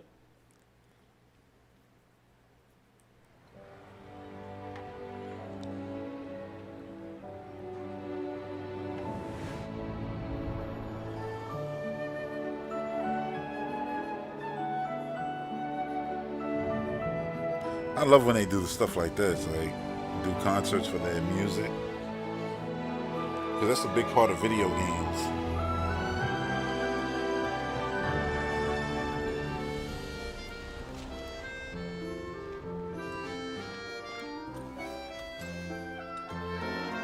All these games, yo, with these kinds of art styles now look so you have good. a great magician standing right here. Because you can go from something like this, right? Straight up anime. It looks like you're playing an anime. Then you go to, what's it called? You go to Call of Duty or something. It's like you're playing real life. It's crazy. I like this music too. This looks awesome. Moves away! Step on up! Here comes the finale.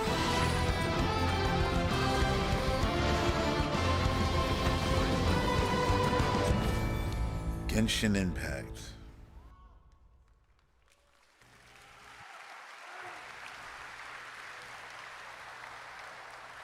This October, Lords of the Fallen releases an RPG adventure where he plays a Dark Crusader who can access a parallel dimension, the Umbral. Here is a first look at the brand new story trailer for Lords of the Fallen.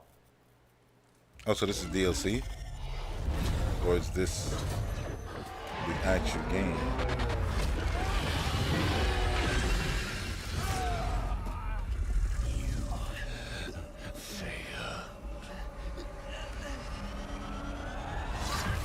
Whoa. I look upon you with pity, my lost child. For you have been deceived. They brand me evil. A tyrant. And yet I offer you something they will not. See, that's what I mean. Like, now this is super crazy gothic looking, but it looks realistic too. Like super real. See what they have made of it. I think we're in such a good space for video game graphics, and people act like because of 60 frames this, ray tracing that, like a lot of these games shouldn't be celebrated for being the visual achievements that they are. I'm like, no, I'm enjoying, man. Listen, when you came from the 8-bit generation to now, yeah, like I can still be impressed by video games to this day. Some people aren't. You are in the presence of a god. I'm still blown away. Like, so many games that we see today look so crazy. Little Nightmares look insane. And remember, it's something like this, but different. The shadows, you know, might be the shadows look back. Here we go. I made this the thumbnail because this is one of the things I mostly wanted to see.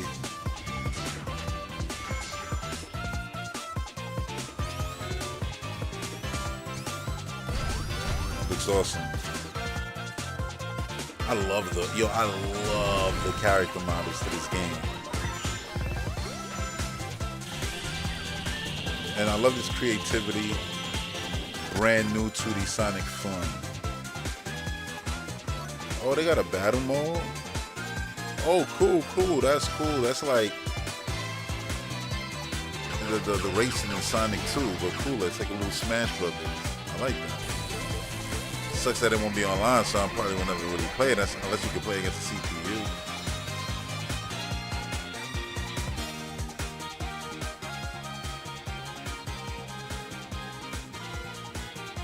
Game still looks promising. And I love the logo, the stars represent each character in the Looks game. amazing. Awesome. October is going to be a That logo is very fire. busy month for new releases. And yes, there will be full 4-player co-op gameplay in Sonic Superstars. But that is not all the Sonic news we have for you tonight at Opening Night Live, because we also have a special update for you on Sonic Frontiers. The last DLC for it?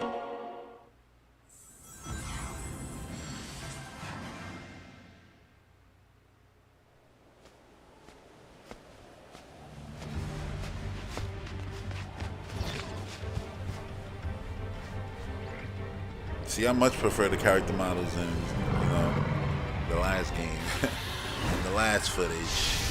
Superstar.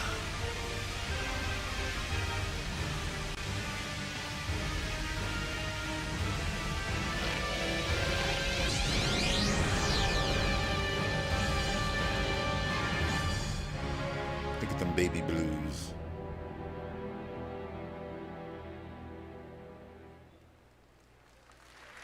Free update. That's good. That's good. Hello again. It's so amazing being here at Gamescom with all the game devs, publishers, and of course, the fans.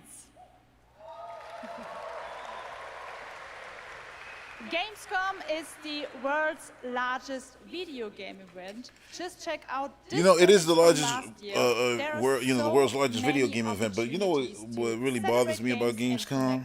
And it has nothing to do with Gamescom. It has to do with what made E3 great. It was shows tied to the event. And then you would watch the event. Oh, cool costumes. Now I'm here with Mochi Dragon,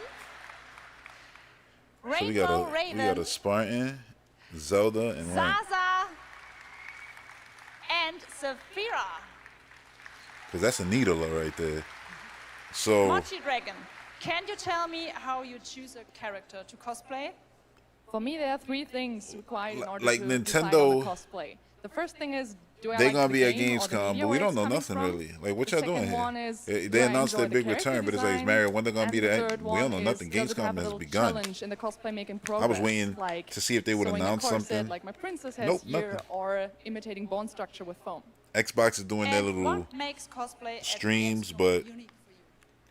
For me, it's definitely it's just being able it's to not play like all of these like this awesome is the main games show you in watch. cosplay at the booths of the developers, as well as talking It's to just the weird. producers of the indie games, like having first-hand conversations, and of course the cosplay village.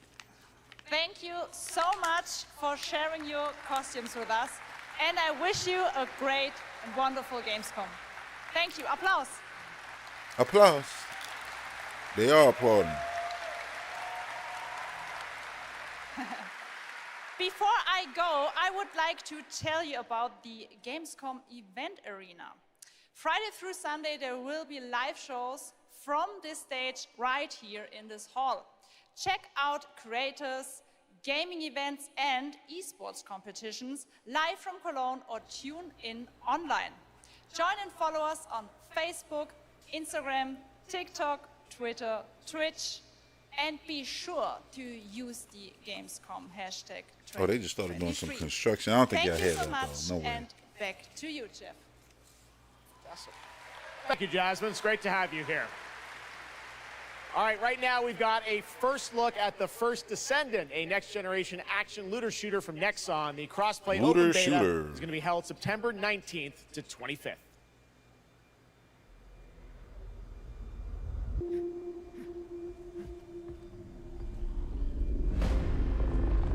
We must follow the will of the ancestors. Accept your calling, Descendant. The Descendants are risking their lives Next. for Albion. Damn. That looks like a mech in the damn mountain. Give your lives for Clippo. Okay. It's the Ironheart. This could wipe out all of the I like those Vulcans, right? spacesuits. They remind me of like some, you know, sleek, like something Samus would ride. Countless descendants have shed blood to protect the sanctity of this great place. Despite their efforts, humanity is still at risk of extinction. Did she never see water? She was playing in the water. Are the only I mean, you never know. They travel in different planets. That could be the case. Stealth mode. Whoa, whoa.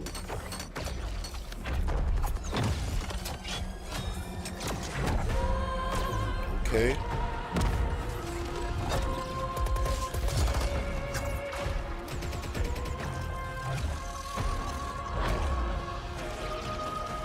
Some sick looking video games, dude.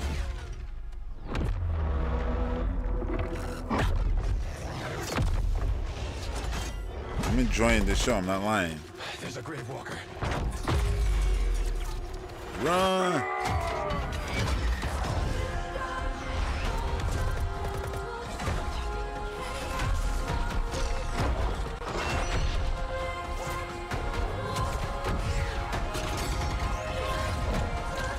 A lot of particles in this. I like particles, man. I do.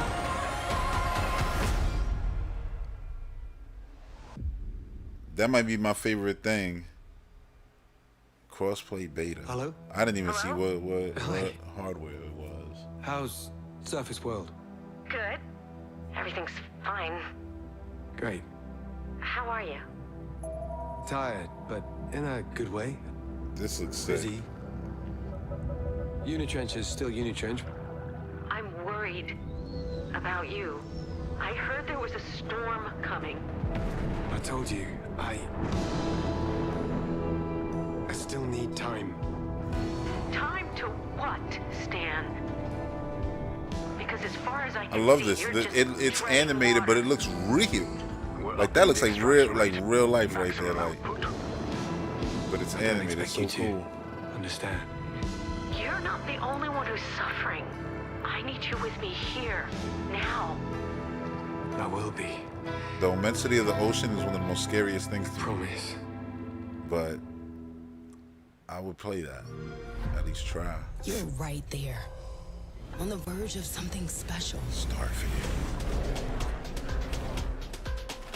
Of being first into great unknowns.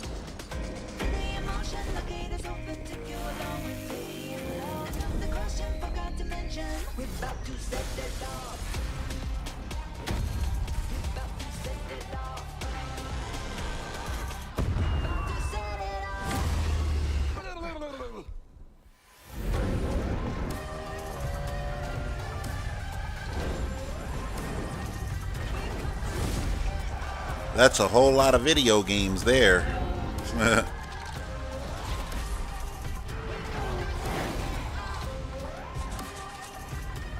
When that animal game comes out, man, when they're all fighting around, I like the way that game looks. I'm gonna try that.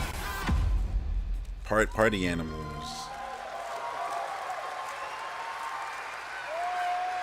Joining me now, Troy Baker, Roger Clark, Julia Brown, the stars of Fort Solis, which is out today on PlayStation and PC. Guys, welcome to Gamescom. This is so fun. Tell us a bit about this project. What can you tell us? Oh my God, look at these people. You guys are insane. Yeah!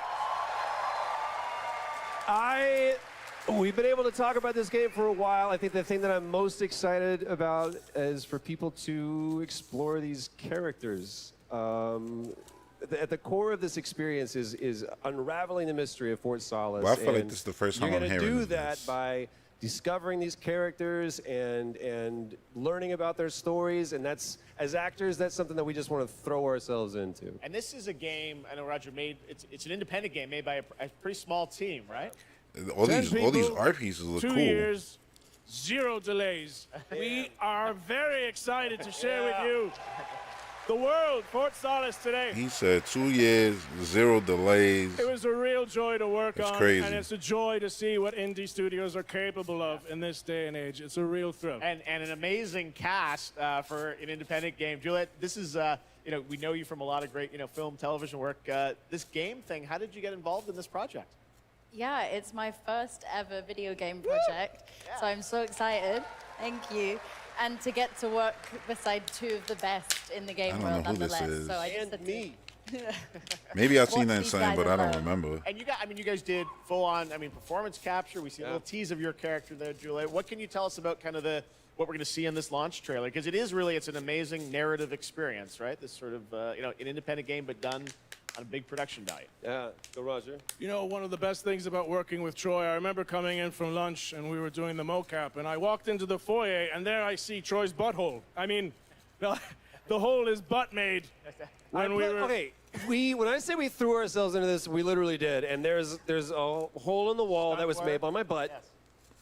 Which he signed.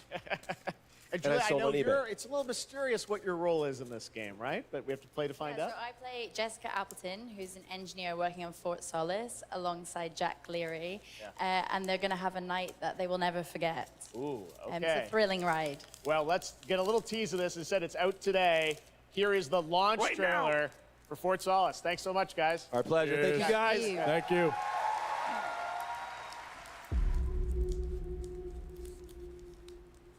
Jack Leary, senior engineer en route to Fort Solace, in the Planum Quadrant, responding to an alarm. Suspected power failure. Await further information. Recording submitted. Is there no sign of security? Oh, damn.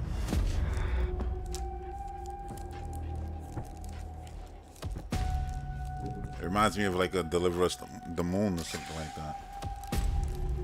Which I still gotta play Deliver Us Mars. I think there may have been an incident here. What the hell is going on, Jack?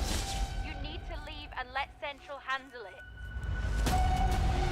It goes?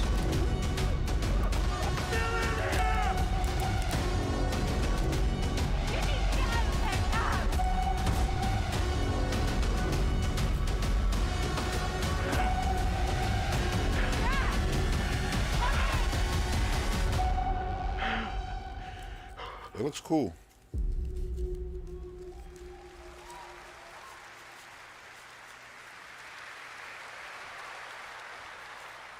All right, next, it's time for the announcement about a new game from Focus Entertainment and Saber, the continuation of the ultimate off-road experience.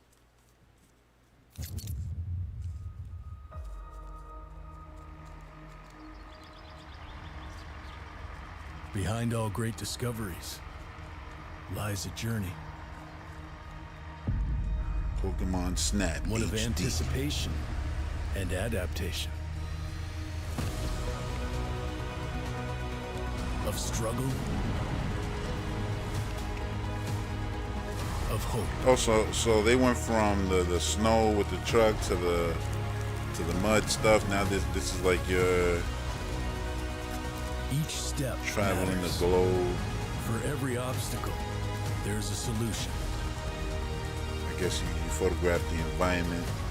Well, you do a lot more clearly with the environment here. For every task, a tool. That's what I said. You know, you got like a lot of video game statements. You gotta have nuance to them because people feel like, oh, you know, some games feel like busy work, but some games literally are like the game is destination. Busy work. The game is work. Like you're doing these things, and it could just be fun, therapeutic to do. You know, so it's just video games appeal to so many people. There's so many genres. That's available on everything in 2024. Motorfest All time. right, our next stop, the Crew Motorfest, a vibrant open world welcomes you to the That's ultimate cool. festival The for fact car that lovers. Ubisoft got this here, I get it. It Here comes out soon. is the brand new Could I get like a I don't know, like a little flash of some Prince of Persia? A 2-second little snip. Just tie it to the back of this, and don't forget about our other games coming in soon. Show me a new environment, something.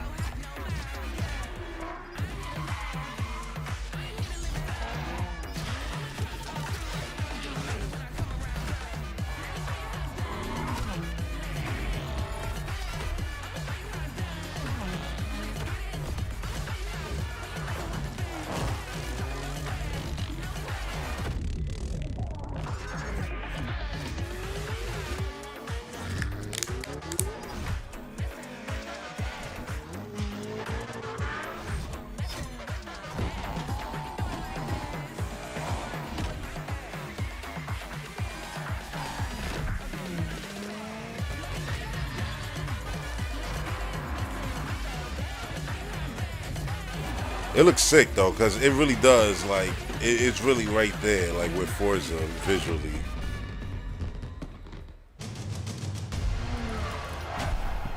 It's close, I would say. The closest it's ever been.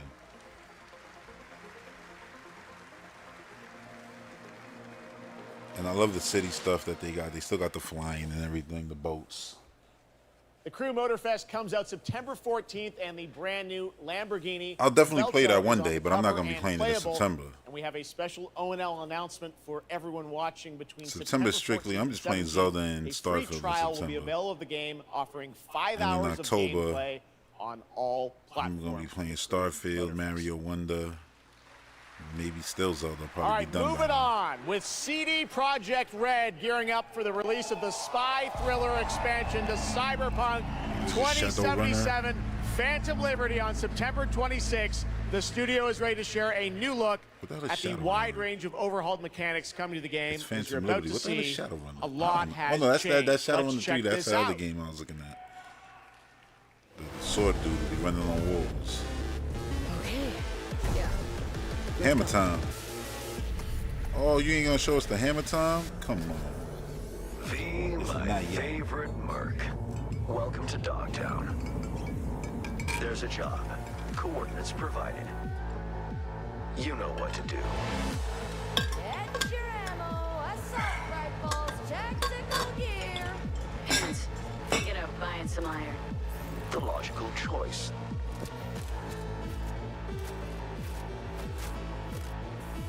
Damn.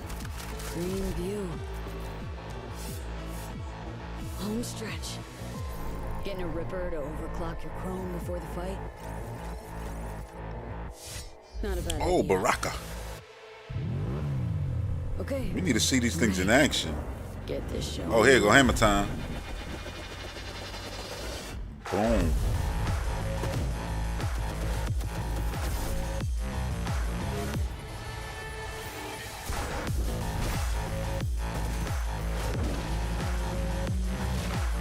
Shit.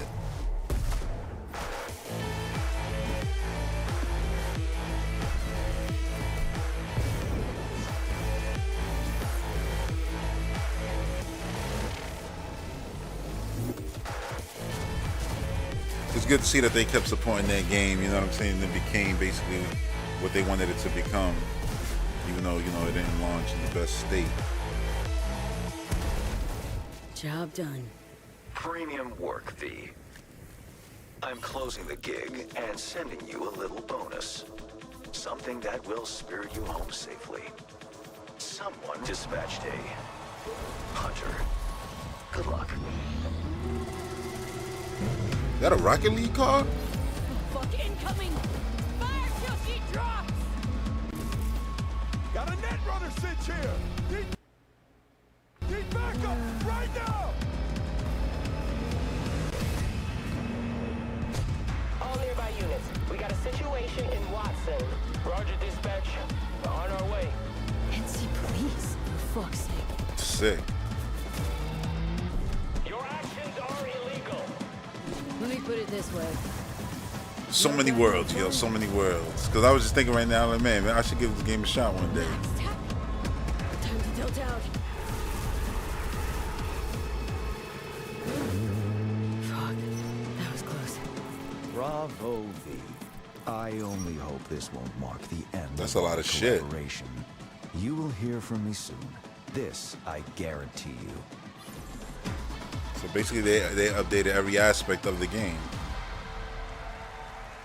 You could look at that basically like Cyberpunk 2. It's so close, and here to talk a little more about what we've just seen is Yulia Primok, gameplay designer from CD Projekt Red. Yulia, welcome to Gamescom. Hey, I'm excited to be here today.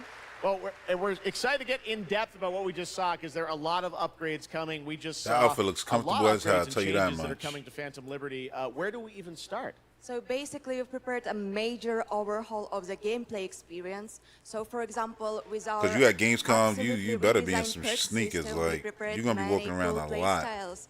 and many cool abilities to try out. For example, deflecting bullets with your katana, or just grabbing your enemy and throwing that enemy around. And on top of that all, we also prepared a new relic tree that will allow for to empower your cyberware even further. Wow. It seems like players, can even further customize their playstyle. The to Baraka suit their arms are taste. crazy. We also saw in that video a lot about vehicles and how vehicular. Because the combat Slayer is got one of those. He got Exactly one on right. the So Doom vehicle Slayer. combat is a massive I love how addition. shooters Players now are doing will more be things able like to Doom, shoot where their you're, guns while driving. They will be able to interacting with use the actual mounted weapons character models like, and ripping limbs rockets. off and stuff like that. I And want on that top for of that all, Metroid. they also will I be want to able stick to my take arm cannon remotely down the control over goddamn vehicles. space So, for pirate's example, throat crush and just see them green or, mush into all like over some group of Samus's enemies. visor and just, Sorry to interrupt. One more. like, One more get thing swiped is away, that car basically. chases are gonna be Drips away and shit. a new, Like, that'll be amazing. renewed experience with the revamped police system. Okay. Well, it seems like you're upgrading, you said, across the board with a bunch of different things. And thank you so much for coming out to tell us about it. Like the trailer showed, I know you have something. Oh, and if I didn't else say to it, announce feel free to that hit that like wasn't button in right the now if trailer, you're right? tuning in. Exactly right. You know? So I'm really happy to announce that a lot of what we've just seen in the trailer will also be coming to Cyberpunk base game for free for current gen consoles and PC. Oh yeah, they talked about that before. That the updates, some of them 2.0 have to go update. to the base game because it changes the whole game All right, so well, I much. cannot wait to check it out next So month. game, see, Thank you update so much, 2.0, Eula, it's for joining us basically here at part 2. Gamescom. Eula. That's good. All right, So if tonight you ever we've pick also up that got an game, you're update gonna on get the a better science experience fantasy all around strategy right game now. Stormgate, That's and a good. first look at one of the factions, the Infernal Hosts. Stormgate is a spiritual Frost successor to Giant classic Studios. real-time strategy I love games that like logo. Warcraft 3 and StarCraft 2. Stormgate will feature highly asymmetric armies fighting for control of Earth's future. Today we have an early look at our second faction, the Infernal Host. Infernals He was live hitting and that die shit by and the nothing code was of happening, just victory hitting at any metal. cost. They have a powerful advantage, Shroud, fields of dark magic that strengthen their armies. The lowliest Infernal That's units sick, the are way the worker sand imps. moves with the You might think characters. they're cute, but don't get too close. Between these powerful lumbering brutes and the fiends that they unleash, Infernals will sacrifice everything, including themselves. Oh, you see, like to that. emerge victorious. Just a bunch of, On the just a music bunch front, of. the Chainsmokers You know, are advising it us don't gotta on be our rated soundtrack. R. It don't gotta be blood. It We're could be working with green, composers like blue, Frank purple. Lepaki of Command and Conquer.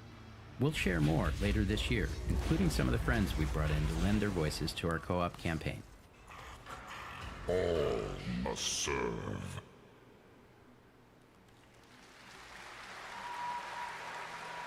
Gamescom always strives to help our environment, and all of you can help make a change with a donation to the Gamescom Forest.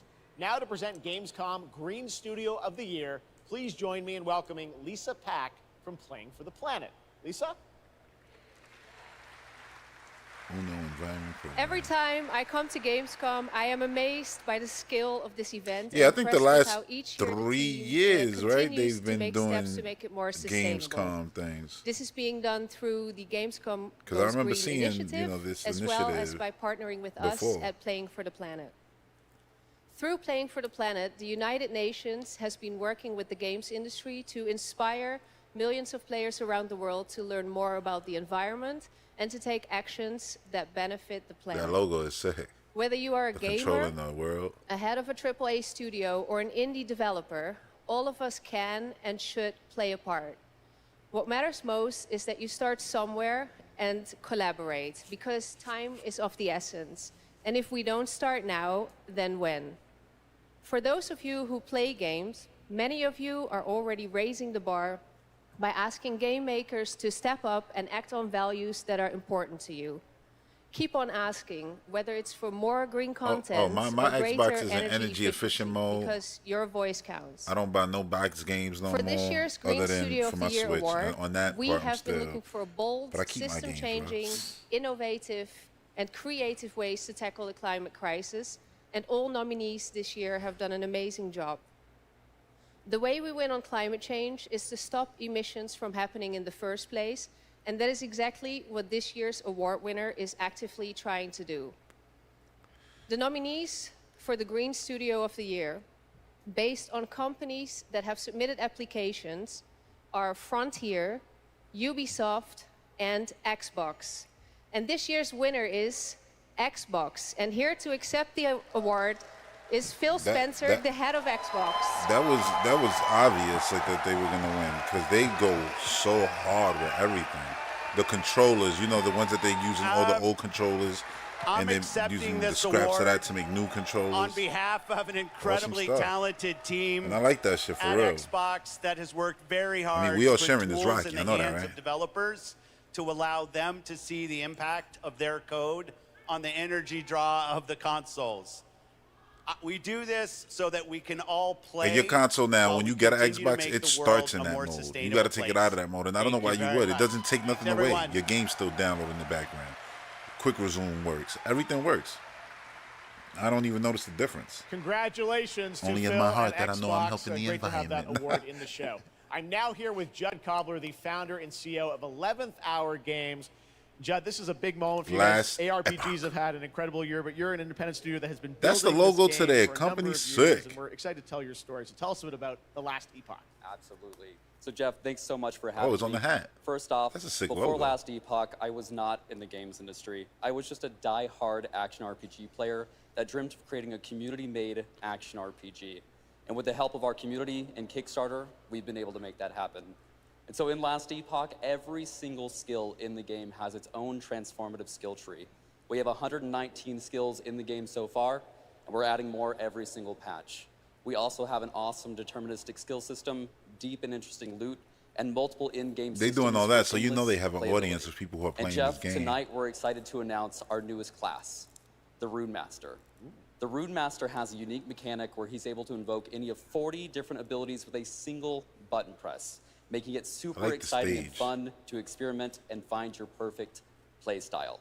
And the Rune Master is going to be joining us September 7th. Because I like the way it changes and will with be what he's available to talking play about. It's here showing you all the week. Rune Master right there. Set it on the other Amazing. side. Well, this is such a great Rune story of Master, this game. I encourage you to check it out. And right now, we've got a first look at the Rune Master. Thanks, so Judd. much. Appreciate it. Yeah, Jeff, you got to take this show for the Game Awards. I mean, this screen. 5 Well, the years Game ago, Awards Last screen was Epoch crazy was too a this year. community dream.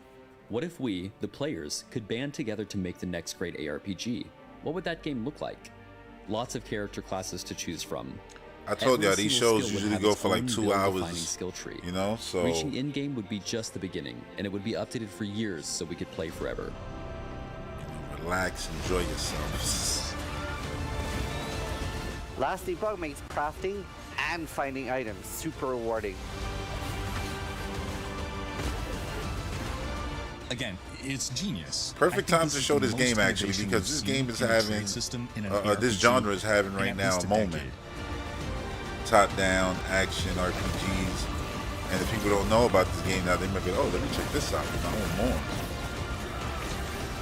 And they might like this one more than something else. September 7th. That update. A really cool game. Speaking of cool games, please welcome the winner of Best Mobile Game last year at the Game Awards, Ben Brode from Marvel Snap. Hello, Ben. Oh, it's you. Whoa. I know we won Mobile Game of the Year. You did, yeah. But we just finished rebuilding the entire game For to run consoles? natively on PC. Oh. It looks insane. And I'm here to tell you that, like, He's literally hilarious. It like looks 5 insane. minutes ago, we launched the game on Steam. Okay, it's on Steam, rebuilt. now. Yes, that's fantastic. And now it's I going to know look anyone better actually because a watching lot the of show these on games Twitch, are if you made watch with more than super 3 high minutes going out assets tonight, there's a that special then are Twitch shrunk drop, down a to mobile. Spider-Man variant So from now they Marvel get to Snap. use those Right high-ass now, we assets got on the an PC exclusive version. cinematic to show you from Snap. Check it Oh, out. it's a cinematic. I would have Thanks, liked Ben. to see what the PC version actually looked like. I mean, I'm not complaining. Ghost Rider looking on anime and shit right now. Okay.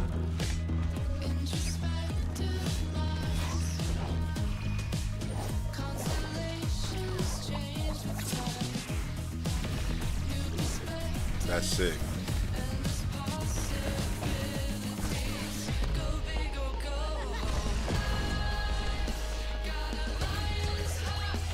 Dude, this animation is insane. Let them make an animated movie. And I mean, straight to video, home video, digital. That's sick. So beautiful, dude. Like a Saturday morning cartoon intro.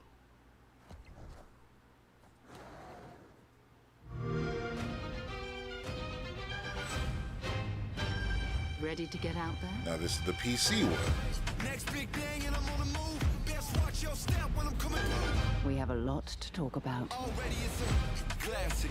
Classic. If I drop any day, it's a classic. It's funny how they always say hundreds of games. I mean, it says hundreds now. Before I remember they used to say, you know, like over 200 games, and they used to have like 500 games, and I'm like, yeah, selling yourself short. Bandai Namco. Rubicon. Activating cerebral coral control device.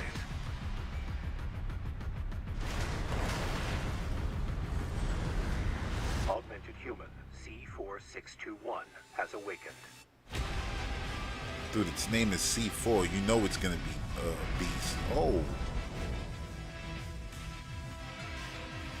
This is Armor Core, right?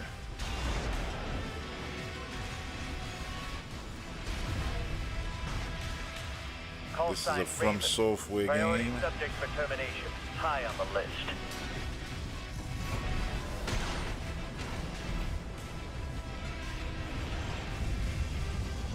You ready to climb the wall?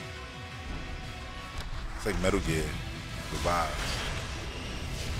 Which is like the coolest vibe you can have for mech stuff. Why hide behind another's call sign? Watch out. Let's see how far they can fly on borrowed wings.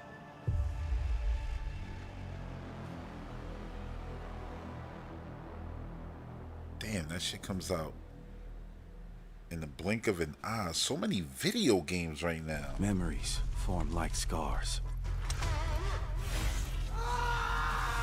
Cut deep enough. God damn. And they'll never fade. Or be forgiven. I ran. I begged. I stole. But I That looks like the survived. game, dude.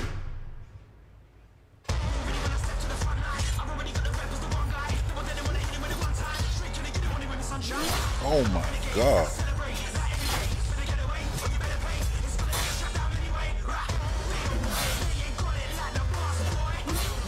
It looks like it's slowing it down to just show the emphasis on the stuff, which is cool.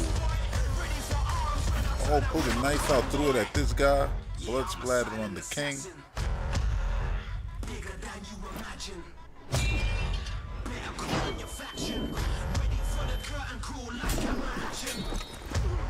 It reminds me of For Honor, but like crazy. Oh, with the half of it. And took It his doesn't sword. matter who tries to stop me. I'll cut my own path through. I'll fight. He used the until bigger I sword to stand break in the tomb. land of salvation. Warhaven. September 21st. That was Warhaven, and the Melee multiplayer PvP game will hit Steam Early Access on September 21st. Next, I am so excited to welcome to Gamescom I should try that. the creator of Mortal Kombat. I need to use my Who's PC come more. all Here the comes way Ed Boon. to Gamescom to unleash even more news on MK1, which ships Listen, in I don't know just how a you month. gonna top Please join me that- in welcoming to ONL that damn- Ed Boon. That damn reptile trailer. It was so good. Oh, you know what I was gonna say that I forgot to say? I'll say real quick. You know that, Hello, that thing Ed. that happened at the beginning of the show with the person Fancy running up seeing there? you here. I think We had a lot security of was fun slow with as Summer hell Game too. Fest reveal in the first game 'Cause that play coulda of actually went MK, bad and I if it gotta was say, something every else. trailer you drop I was just gets thinking that, crazier like- and crazier. So what did you bring to Y'all Gamescom? gotta be more on point with that. We brought another, probably our craziest trailer of all. You know, since we introduced the gameplay at Summer Game Fest, we couldn't believe the reaction people having to the game, and they've actually gotten their hands on the game, which has become even more exciting. I can't believe the crazy stuff people have come up with, combining the main characters and the cameo characters. Dude, he's It's been a riot. retweeting But some this, stuff, this and I'm just trailer we looking have like, here yo. should, give you an even people better chaining idea moves of together, just how and insane the other things are in character this game. coming in and finishing There are them, some and no, not reveals finishing in them, it. continuing I them. gotta say, this Like, it's is crazy. such a great It's just asset. like You guys are gonna people enjoy are it. insane. Here it is, Mortal Kombat 1, the brand new trailer. Man, feel better if Can be the both alien and intoxicated to Earthrealmers. While our realms are at peace, there are Outworlders who would prefer us to be at war. General Shao. Victor of the Tavarian War, conqueror of the Quatan Plains. All of Outworld is grateful for his service. whoa.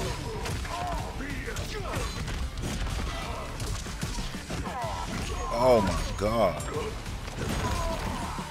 You would consign us to endless war. Better that than be Liu Kang's lapdog. Did not your illustrious father teach you that war is the last resort? Do not forget that, General.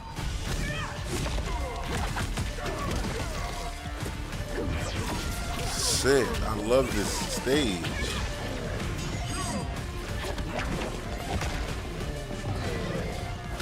Motaro, right? We gather once again to honor my late husband's legacy, to continue the tournament that he founded with Lord Liu Kang. Empress I don't remember all the names of the fallen Let us dudes. meet your champion.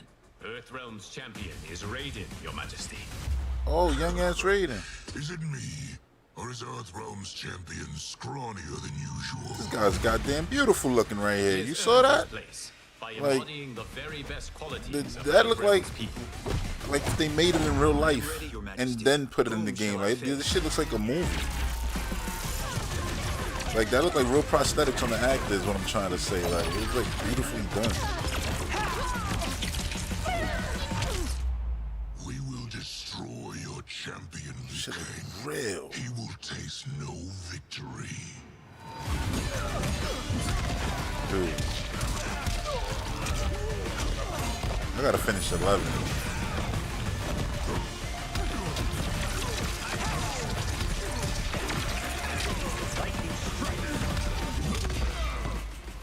That was an old man scorpion? Like Shang Tsung.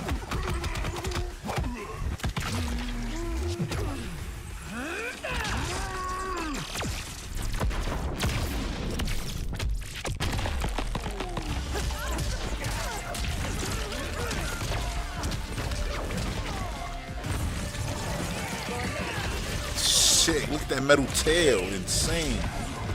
Cinder looks crazy too, though. Whoa.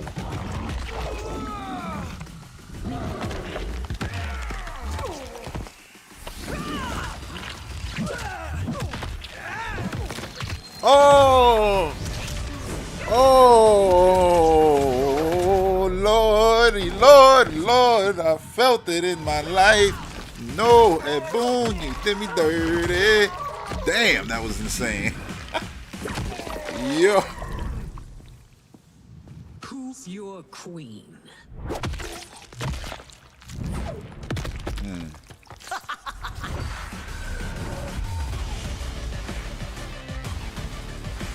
That was insane. I loved it. Every trailer's been fire. The rollout to this game has been great. Jesus. Looks insane. All right, time for a tonal shift. Era History Untold is making its first event appearance this I week don't at know Gamescom. who's gonna be worse, This Homeland turn-based or Army, grand man. Like, that's strategy gonna game be- is about oof. building and leading a nation throughout alternative history. Here is a first look at the gameplay.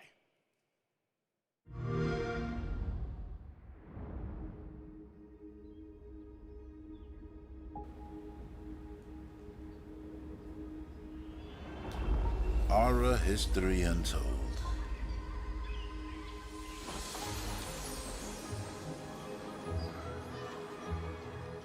That Mortal Kombat looks so crazy. Let's go back to the beginning. There. This look crazy the too. world untouched. No thrones ascended. No history yet written. Just people waiting to be led somewhere extraordinary by you.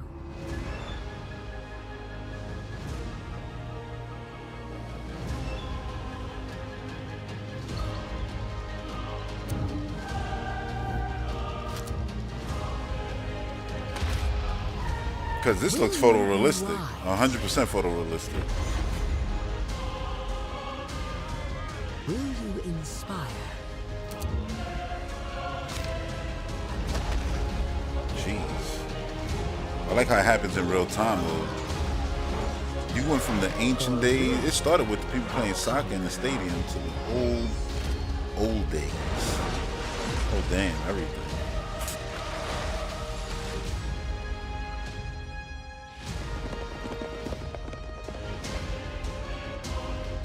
However you choose to change the world, one thing is certain. Yeah, you basically go through all of history. That's crazy. Will never be the same.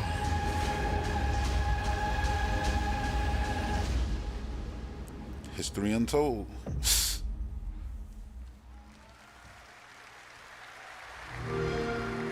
That was at the Xbox show too, right? Blizzard has had a long history here at Gamescom, and in its latest game, Diablo 4, it arrived in June and will be supported for years to come with seasonal content. Their first season of The Malignant is now underway, but in a bit of a surprise, we're now about to share with you the first news on the next season coming this fall. Shouldn't they have like Starfield here, like a trailer or something? It started small. Because where's this theater? Like the theater thing, is that just for the people over there? Is it footage? Like it's the beginning of the game, so is it not like a trailer attached to that? I feel like you could have cut up a trailer focused on that demo you're gonna show, which is the opening of the game. Maybe it's so like vast and it just wouldn't be possible for whatever reason. Or they just like, you know what, the game comes out in a few days. And the brave It's fine. fought to end the corruption. It's already super hype, trending every day. Everybody's talking about it. Whether positive or just hating on it.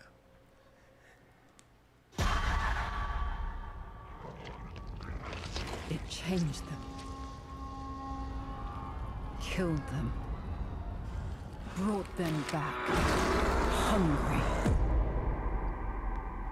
I have What are fought they, this vampires plague or wolves? a long time. Or just monsters? We need something different. A survivor with all of their strength. Zombies? What the hell are and they, none yo? of our weaknesses. Someone Oh, they're unexpected.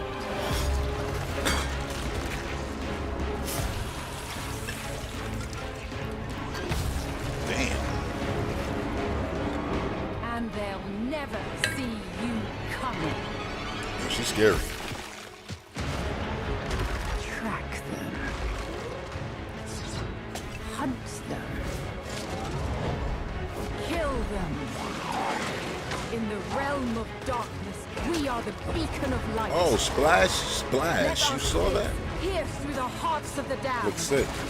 For tonight, we hunt.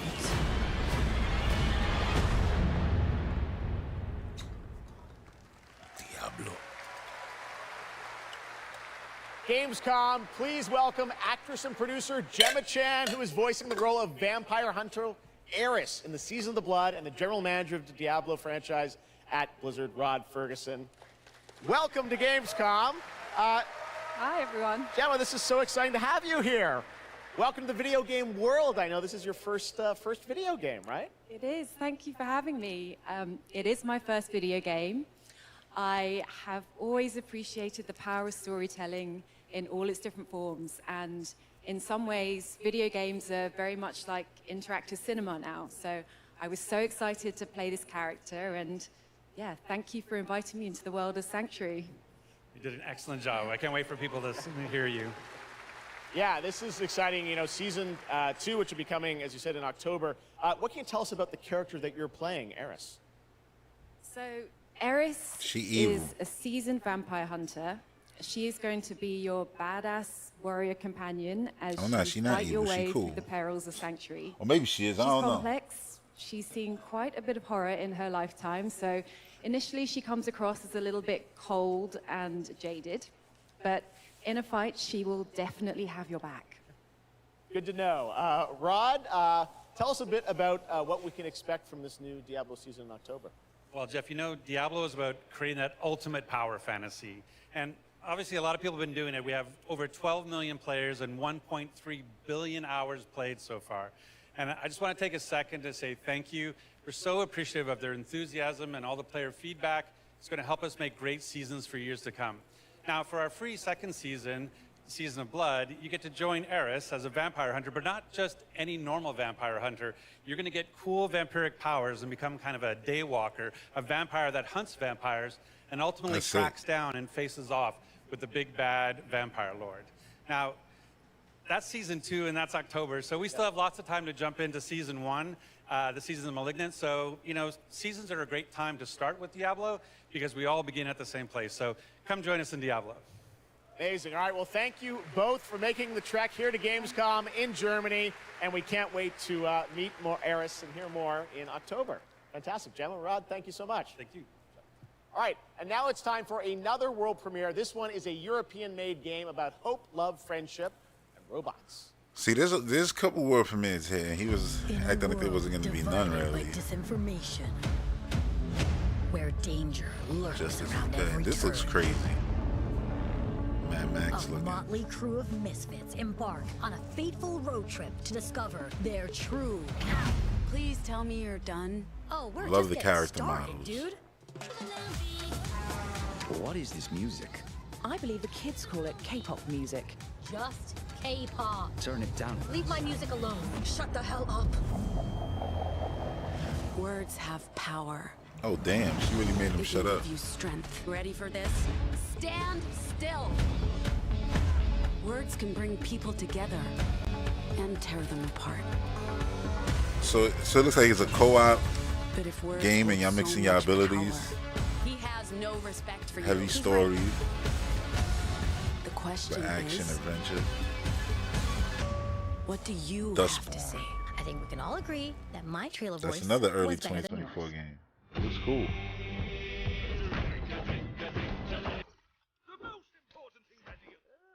Art style is crazy.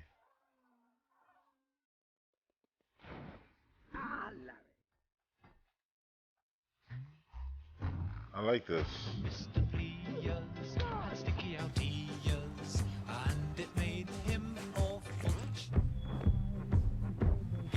Whoa. What was happening in there? I've got you a meeting with the Lord Mayor today. They need what we're selling. Yes, yes. This is sick looking, like insane visuals. Holy shit. It's like you're watching a cartoon, an actual cartoon. Thank goodness you're here. Crazy. That's a really fun indie game. Thank goodness you're here. And now to completely shift the tone again, I'm here with Sam Lake, who's going to take us to a very dark place with Alan Wake 2. Okay. Sam, welcome to Gamescom. The last this footage game was is coming out crazy. in October, and we've had so much fun. I We still announced remember this that damn years ago deer at the in Game the Awards house. and at Summer Game Fest. We met Saga Anderson and heard a little bit of her side of the story, but everyone's been asking me, and I'm certainly expect you, what about Alan's story? What can you tell us about what it's like to play as him? Tonight, I think it's finally time to answer that question. Thank you for having us Yes. here, Jeff. Yes, finally, it's time to show our title character, Alan Wake, and his struggle to escape the nightmare dimension of the dark place, where he's been for the last 13 years, ever since the first Alan Wake game. A long time. We've been waiting a Yep. long time Yep. to play another one. We're Hold gonna up, so they see saying he's some been trapped footage in real here, and I time know since you're the actually last game. using That's live crazy. action as well in it, right? And it's going to be kind of really blended together in a cool way. Yeah, the dark place is a dream reality, and it keeps drawing from Alan's mind, his thoughts, his fears, his writing, and he comes from New York City, and for years he has written crime fiction set in New York City. So now the dark place takes the shape of a nightmare in New York City. And we have used different mediums His in our worst experience. well, not his worst. In our games for storytelling, live that action was his for bread and sure. butter, I guess. Now it This became time his worst around, nightmare. We've integrated live action seamlessly into the experience to show the dreamlike nature of the Dark Place. This game, I cannot wait. We don't have to wait too long. It's coming in October, but let's take a look now at the brand They pushed new it back a little trailer bit closer for to Halloween, Alan which Wake makes 2. sense. Sam, thank and you it gets so them much. away from a Here little we bit go. from stuff like Spider-Man and Mario and Assassin's Creed. In a horror story, There's a lot of there shit are in only October. victims and monsters, and the trick is not to end up as either. But trapped by the genre, we're all ripped to pieces along the way. No! We have a great show for you here tonight. So that's the live action mixed with the game. That's cool. And this on the show. He's here to talk about his latest book. Initiation tells the story of a fictional writer named Alan Wake, who is trapped in a nightmare, desperately trying to find the They got manuscript of a novel goddamn he has Martian forgotten. Manhunt. Did you write these pages, Mr. Wake? I'm trying to remember it. You're the killer, the cult leader. No! You've got the wrong man!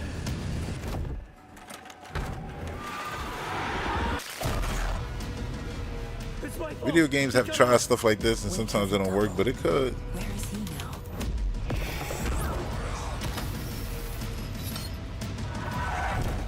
I don't want to be in the story. Just write me out of the story.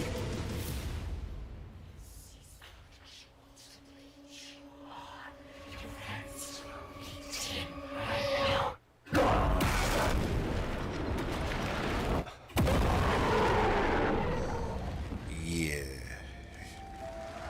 I don't know what you're doing down there. Turn around. Not even turn around, because turning around is the same thing. Get out of there. Go up. That looks absolutely amazing, and that's going to do it for Opening Night Live.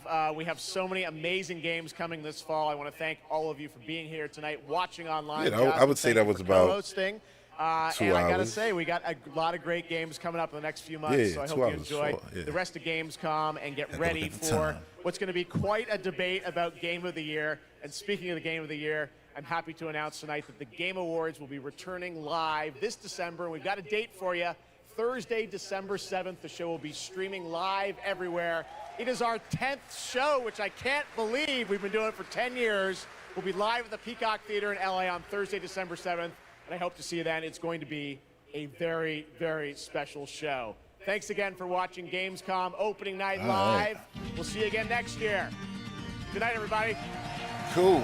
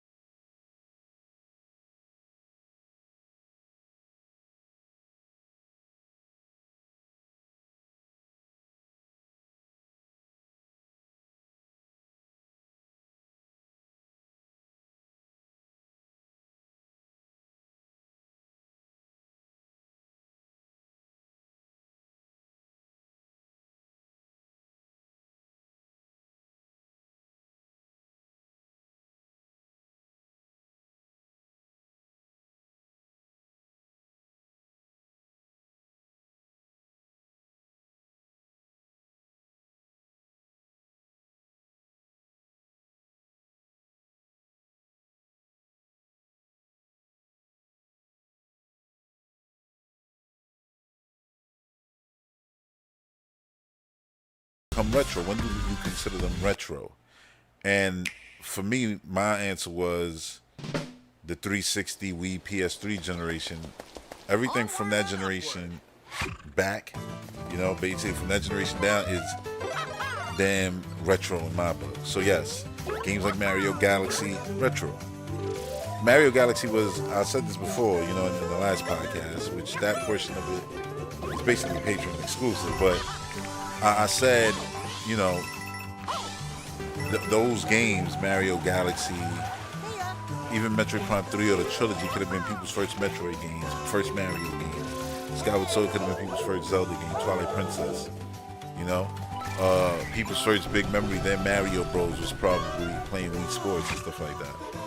And then you had games like Uncharted that people grew up with.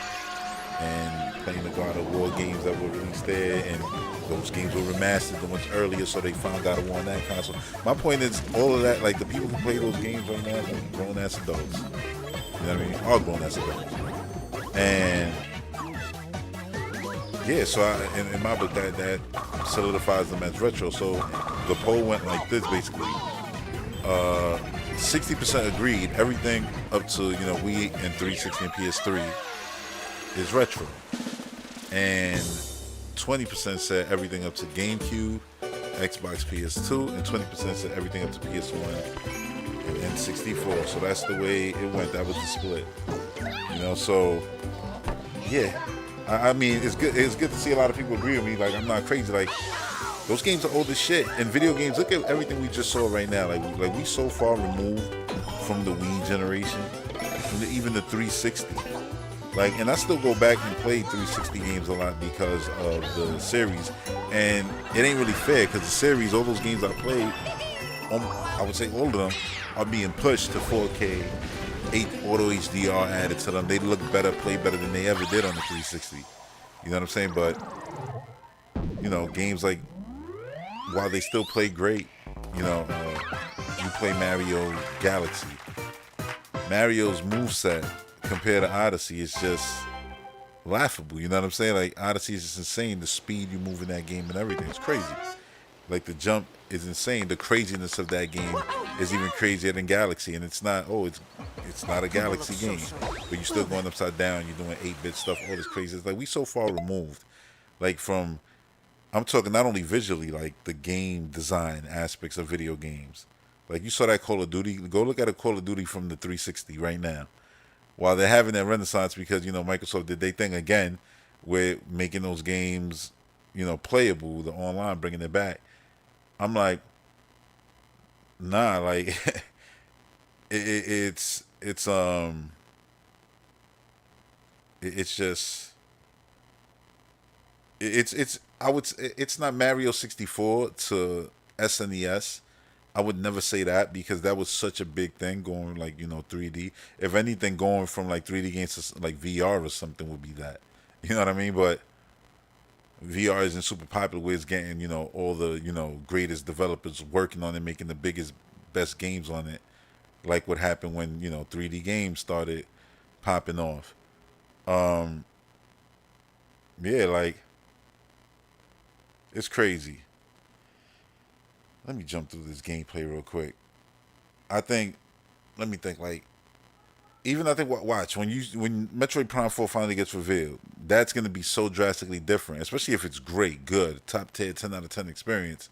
It's going to be drastically different in a lot of ways than the other Prime games, making those feel. Even playing Metroid Prime 1, though, I feel like Prime 3 made it feel already, you know, like old in a way, because I think Prime 3 is the best one.